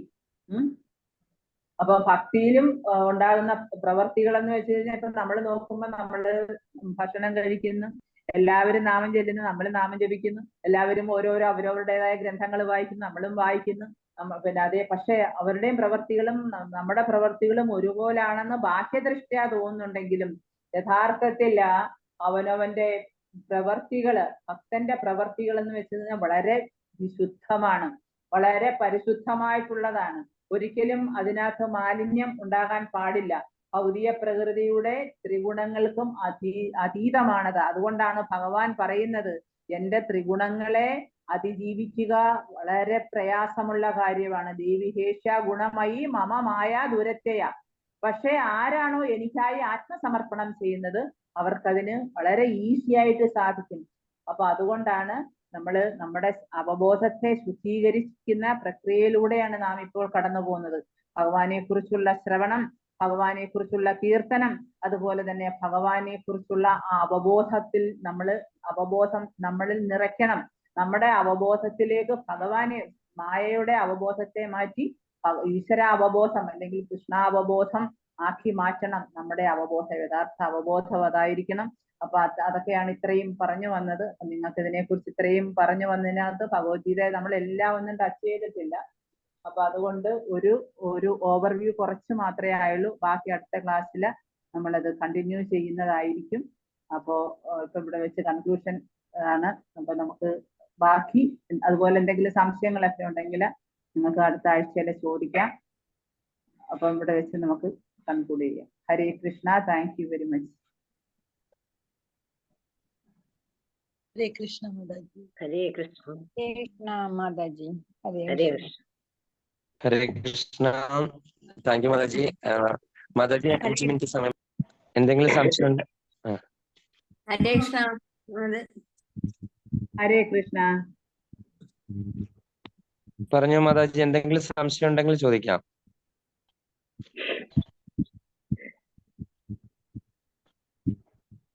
ആർക്കും സംശയമൊന്നും ഇല്ലെന്ന് തോന്നുന്നുണ്ട്. അപ്പൊ അടുത്ത ആഴ്ചയിൽ മാതാജി ഭഗവത്ഗീത ഓവർവ്യൂ കണ്ടിന്യൂ ചെയ്യുന്നതായിരിക്കും. കാര്യം ഇത് ഓവർവ്യൂ തന്നെ ഒരു വലിയ സംഭവമാണ്. ശ്രീല പ്രഭുപാദരുടെ ആ ഓവർവ്യൂ തന്നെ എത്ര പേജസ് ഉണ്ടല്ലേ. അപ്പൊ അതിൽ തന്നെ ഫുള്ള് ഭഗവത്ഗീതയെ പറ്റി തന്നെ പറയുന്നുണ്ട് കാര്യം. മാതാജി അതിലെ മെയിൻ ഭാഗങ്ങൾ കൂടെ ഒന്ന് നമ്മളതാണ് ഒരു യുഗം മുഴുവനും നമ്മളുടെ എത്ര പറഞ്ഞു തീർന്നു കഴിഞ്ഞാലും തീരില്ല ഭഗവത്ഗീതയെ പറ്റി. അത് എപ്പോഴും എവർ ഫ്രഷ് ആണെന്ന് മാതാജി പറയുകയും ചെയ്തു. അപ്പൊ അതുപോലെ നമ്മൾ എത്ര PhD ഉള്ളവരാണെങ്കിലും ഈ ഭഗവത്ഗീതയിലെ അറിവ് എന്ന് പറയുന്നത് എന്ന് പറഞ്ഞാൽ അത് എപ്പോഴും നമുക്കതൊരു പുതിയ അറിവ് തന്നെയായിരിക്കും. ഒരിക്കലും നമ്മളുടെ എന്താ പറയുന്നത് നമ്മളുടെ ആ ഒരു ലെവലിലെ നമ്മൾക്ക് എന്താണോ എന്നുള്ള, നമ്മൾ ആരാണ്, നമ്മൾ എന്താണ് എന്നൊക്കെ നമ്മൾ ശരിക്കും മനസ്സിലാക്കുകയാണ് ചെയ്യുന്നത്. മാതാജി അതിനെപ്പറ്റി വളരെ ഡീറ്റെയിൽ ആയിട്ട് പറഞ്ഞു. ഇനിയിപ്പോ അടുത്ത ആഴ്ചയിൽ അത് കണ്ടിന്യൂ. അടുത്ത ആഴ്ചയിൽ മാതാജി ഹോസ്റ്റ് ആകണമെന്ന് എനിക്കൊരു താല്പര്യമുണ്ട്. കാര്യം ഞാൻ ട്രാവലിംഗ് ആയിരിക്കും അടുത്ത വെള്ളിയാഴ്ച. തിരിച്ച് ഖത്തറിലേക്ക് പോവുകയാണ്. അപ്പം മാതാജി ഞാൻ വേണമെങ്കിൽ ആ യൂസർ നെയിം പാസ്വേഡും ഒക്കെ ഞാൻ അയച്ചു തന്നിട്ടുണ്ട് മാതാജിക്ക്. അപ്പം എല്ലാവരും ഒരു 3 റൗണ്ട് ജപിക്കുക. പ്രഭുവിന് എത്രയും പെട്ടെന്ന് സുഖം പ്രാപിക്കാനുണ്ട്. സുകീർത്തി പ്രഭുവിന്. ഹരേ കൃഷ്ണ ഹരേ കൃഷ്ണ കൃഷ്ണ കൃഷ്ണ ഹരേ ഹരേ, ഹരേ രാമ രാമ രാമ ഹരേ ഹരേ, ഹരേ കൃഷ്ണ കൃഷ്ണ കൃഷ്ണ ഹരേ ഹരേ, ഹരേ രാമ രാമ രാമ ഹരേ ഹരേ, ഹരേ കൃഷ്ണ കൃഷ്ണ കൃഷ്ണ ഹരേ ഹരേ, ഹരേ രാമ രാമ രാമ ഹരേ ഹരേ. അപ്പം നരസിംഹ ഭഗവാന്റെ കൃപയുണ്ടാകട്ടെ. പ്രഭുവിന് എത്രയും പെട്ടെന്ന് സുഖം പ്രാപിക്കട്ടെ. പ്രഭു വളരെ കഷ്ടപ്പെട്ട് നമ്മളുടെ അവിടെയൊക്കെ വന്ന് നമ്മളുടെ കൂടെയൊക്കെ എന്താ പറയാ അത്രയധികം നമുക്ക് അവിടെ വന്ന് സപ്പോർട്ട് ചെയ്തു. പ്രഭുവിന്റെ ഒരുപാട് ഗൈഡൻസ് കിട്ടി.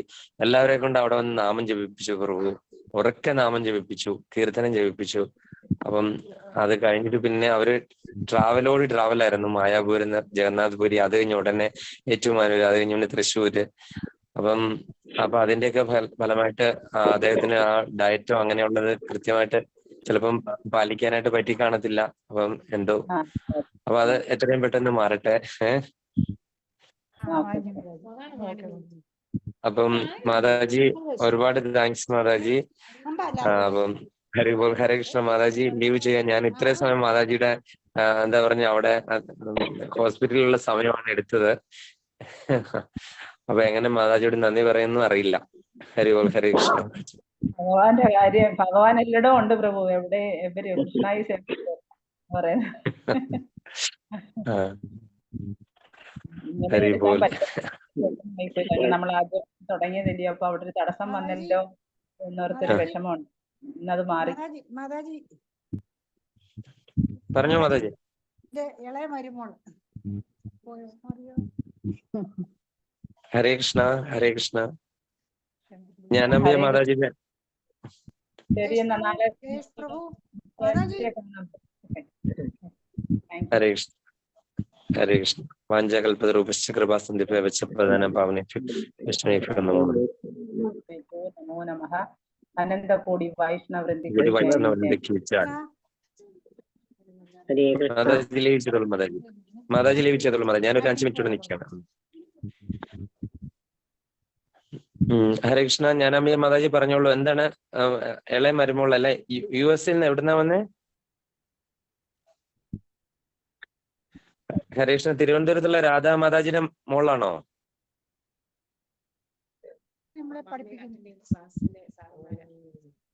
തിരുവനന്തപുരത്ത് നിന്ന് വരുന്ന രാധാ മാതാജിയുടെ മോളാണോ?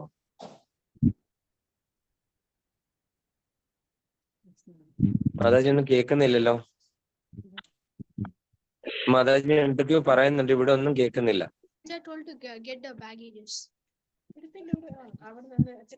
ഹരേ കൃഷ്ണ. ഹരേ കൃഷ്ണ. നിങ്ങൾക്ക് കേൾക്കാമോ ഞാൻ പറയുന്നത്? പ്രഭു പറയുന്നത് ജ്ഞാനാംബിക മാതാജി പറയുന്ന ഒന്നും കേൾക്കുന്നില്ല, എന്താന്നറിയില്ല. ഓക്കെ. അപ്പൊ നിങ്ങൾ ഭഗവത്ഗീത ഓവർവ്യൂ കേട്ടല്ലോ. അപ്പൊ അടുത്ത ആഴ്ച അത് കണ്ടിന്യൂ ചെയ്യും. അപ്പൊ നിങ്ങള് ആ ഭഗവത്ഗീതയിലെ ആമുഖം ഒക്കെ ഒന്ന് എടുത്ത് വായിക്കണം. ഭഗവത്ഗീതയിലെ ശ്രീല പ്രഭുപാദർ പറഞ്ഞിരിക്കുന്ന ഇൻട്രൊഡക്ഷൻ ഒക്കെ ഒന്ന് എടുത്ത് വായിക്കണം. അതിൻ്റെ അകത്ത് ഒരുപാട് പോയിന്റ്സ് ഉണ്ട്. നമ്മൾ അത് ഒന്ന് മനസ്സിലാക്കിയിട്ട് വേണം നമ്മൾ ഭഗവത്ഗീതയിലേക്ക് കയറാനിട്ട്. കാര്യം ഇത് ഏകദേശം ഒരു 1.5 വർഷത്തോളം എടുക്കും. ചിലപ്പോൾ 2 വർഷമെങ്കിലും എടുക്കും തീരണമെങ്കിൽ. ഹരേ കൃഷ്ണ. ഹരേ കൃഷ്ണ മാതാജി. ജ്ഞാനാംബിക മാതാജി.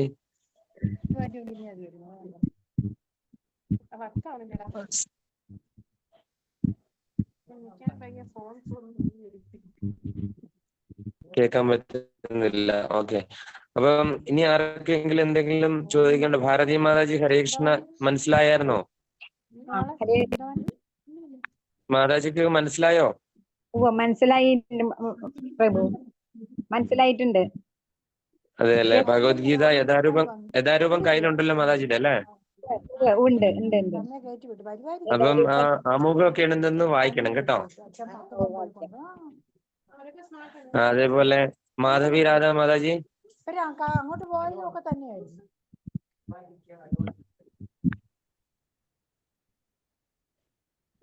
അപ്പം ഇത് ആരെയും കാണുന്നില്ല. അപ്പൊ സമയമൊക്കെ ആയി, അതിക്രമിച്ചു. എല്ലാവർക്കും ഉറങ്ങാനുള്ള സമയമായി. അതുകൊണ്ട്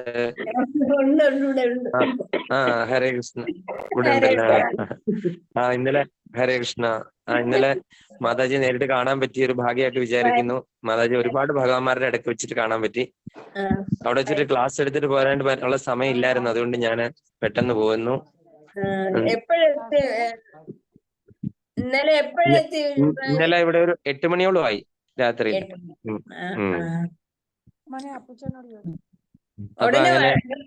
ഉടനെ ട്രെയിൻ കിട്ടിയായിരുന്നാ? ഉടനെ കിട്ടിയില്ല, 1 മണിക്കൂറോളം എടുത്തു. 4:20 എടുത്തപ്പം. ഓ അത് ശരി, അതാണ് താമസിച്ചത്. അതെ അതെ അതെ. ഭയങ്കര സന്തോഷായി, ഗിഫ്റ്റ് തന്നതിന് ഭയങ്കര സന്തോഷം. എത്ര പറഞ്ഞാലും മതിയാകാത്ത സന്തോഷമാണ് പ്രഭുജി. സത്യം.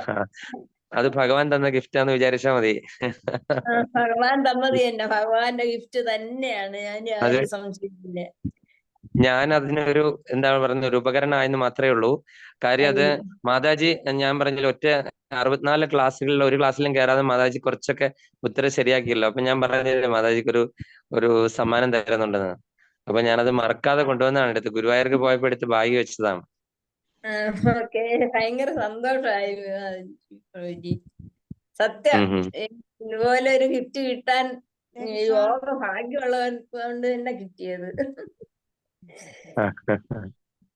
ഭഗവാന് നന്ദി പറയാ എല്ലാത്തിനും. അതെല്ലാം ഭഗവാൻ, കാരണം നമ്മൾ ഈ ഭഗവാന്റെ നാമത്തിൽ കൂടെയല്ലേ എല്ലാരും ഒന്നിച്ചത്. പ്രഭു ഭഗവാന് അത് മാത്രമല്ല, പ്രഭുജി വന്ന് കാണാനുള്ള ഒരു അവസരം കൂടെ കിട്ടി. അതാണ് ഏറ്റവും മഹാഭാഗ്യം. അതെ അതെ അതെ. പറഞ്ഞോളൂ മാതാജി. ഞാൻ അബിയ മാതാജി എന്താണ് പറഞ്ഞേ?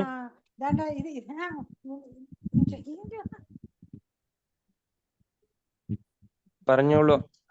മാതാജിയുടെ വീട്ടിൽ നിന്ന് വിസിറ്റേഴ്സ് ഒക്കെ ഉണ്ടല്ലോ. പ്രഭു പ്രഭു ആ പറഞ്ഞോളൂ മാതാജി. മോനായത്. ഹരേ കൃഷ്ണ.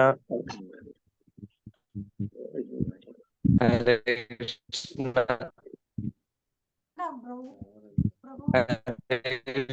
എന്താണ് പേരെന്താണ്?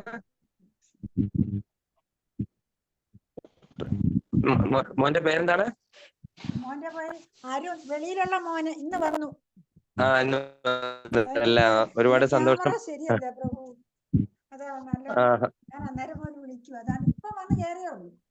അതെ അല്ലേ. അപ്പൊ എവിടെയാണ്, ഏത് സ്ഥലത്താണ്? എവിടാണ്? അതെ അല്ലേ. ഞാൻ പറഞ്ഞില്ലേ വെളിയിലൊരു മോനുണ്ടെന്ന്. എത്ര ദിവസത്തെ അവധിയൊക്കെ ഉണ്ട്? നമുക്ക് 5 ആഴ്ചത്തെ. അതെ അല്ലേ. ഓക്കെ. അപ്പൊ അവിടെയൊക്കെ പോവാറുണ്ടോ സത്സംഗത്തിനൊക്കെ? അവിടെ പോകാറുണ്ട്. നമുക്ക് അവിടെ ഒരു ടെമ്പിൾ ഉണ്ട്. പിന്നെ ഒരു സൗത്ത് സോള ഹിന്ദു ടെമ്പിൾ. അവിടെ കുറെ പരിപാടികളുണ്ട്. ആക്ച്വലി ഈ സ്പിരിച്വൽ പോകുന്നുണ്ട്. അപ്പൊ എന്തായാലും കാണാൻ സാധിച്ചതിൽ ഒരുപാട് ഭാഗ്യം. മാതാജി നമ്മുടെ ഒരു ആക്റ്റീവ് ഒരു കാൻഡിഡേറ്റ് ആണ്. അപ്പം ഹരേ കൃഷ്ണ. കൃഷ്ണ, എന്താണ് പേരെന്താണ്? ഹരേ കൃഷ്ണ, പേര് പറയൂ. ദീപയുടെ അമ്മയാണ്. അതെ, തിരുവനന്തപുരത്ത് കയറത്തില്ലേ രാധാ മാതാജി. രാധാദേവി. അതെ അതെ. ഞാനത് ചോദിച്ചിരുന്നു മുമ്പേ, അത് പക്ഷെ കേട്ടില്ല. ഞാൻ മുമ്പേ ചോദിച്ചിരുന്നു, അത് കേട്ടില്ലായിരുന്നു. ഞാൻ 2-3 പ്രാവശ്യം ചോദിച്ചിരുന്നു. തിരുവനന്തപുരത്ത് ഒരു അമ്പലത്തിൽ വന്ന അവരുടെ കുടുംബക്ഷേത്രത്തിൽ. അതെ അല്ലേ. അപ്പം കാണാൻ പറ്റിയില്ല. ഒരുപാട് സന്തോഷം. എന്തായാലും ഭഗവാന്റെ നാമമൊക്കെ ജപിക്കുക. ഭഗവാന്റെ നാമമൊക്കെ ജപിക്കുക. അപ്പം ഹരേ കൃഷ്ണ. ഹരേ കൃഷ്ണ. ഹരേ കൃഷ്ണ. കുട്ടികളോ? കുട്ടികളുണ്ടോ ദീപേ? അവരെ ഹരേ കൃഷ്ണ. കാണിക്കാം. ദീപ കാണിക്കാം. നീരജേ സ്വല്പം നമ്മുടെ അമ്മൂമ്മ, അവിടുത്തെ അച്ചാമ്മയും അമ്മൂമ്മയും ഒക്കെ പഠിപ്പിക്കുന്ന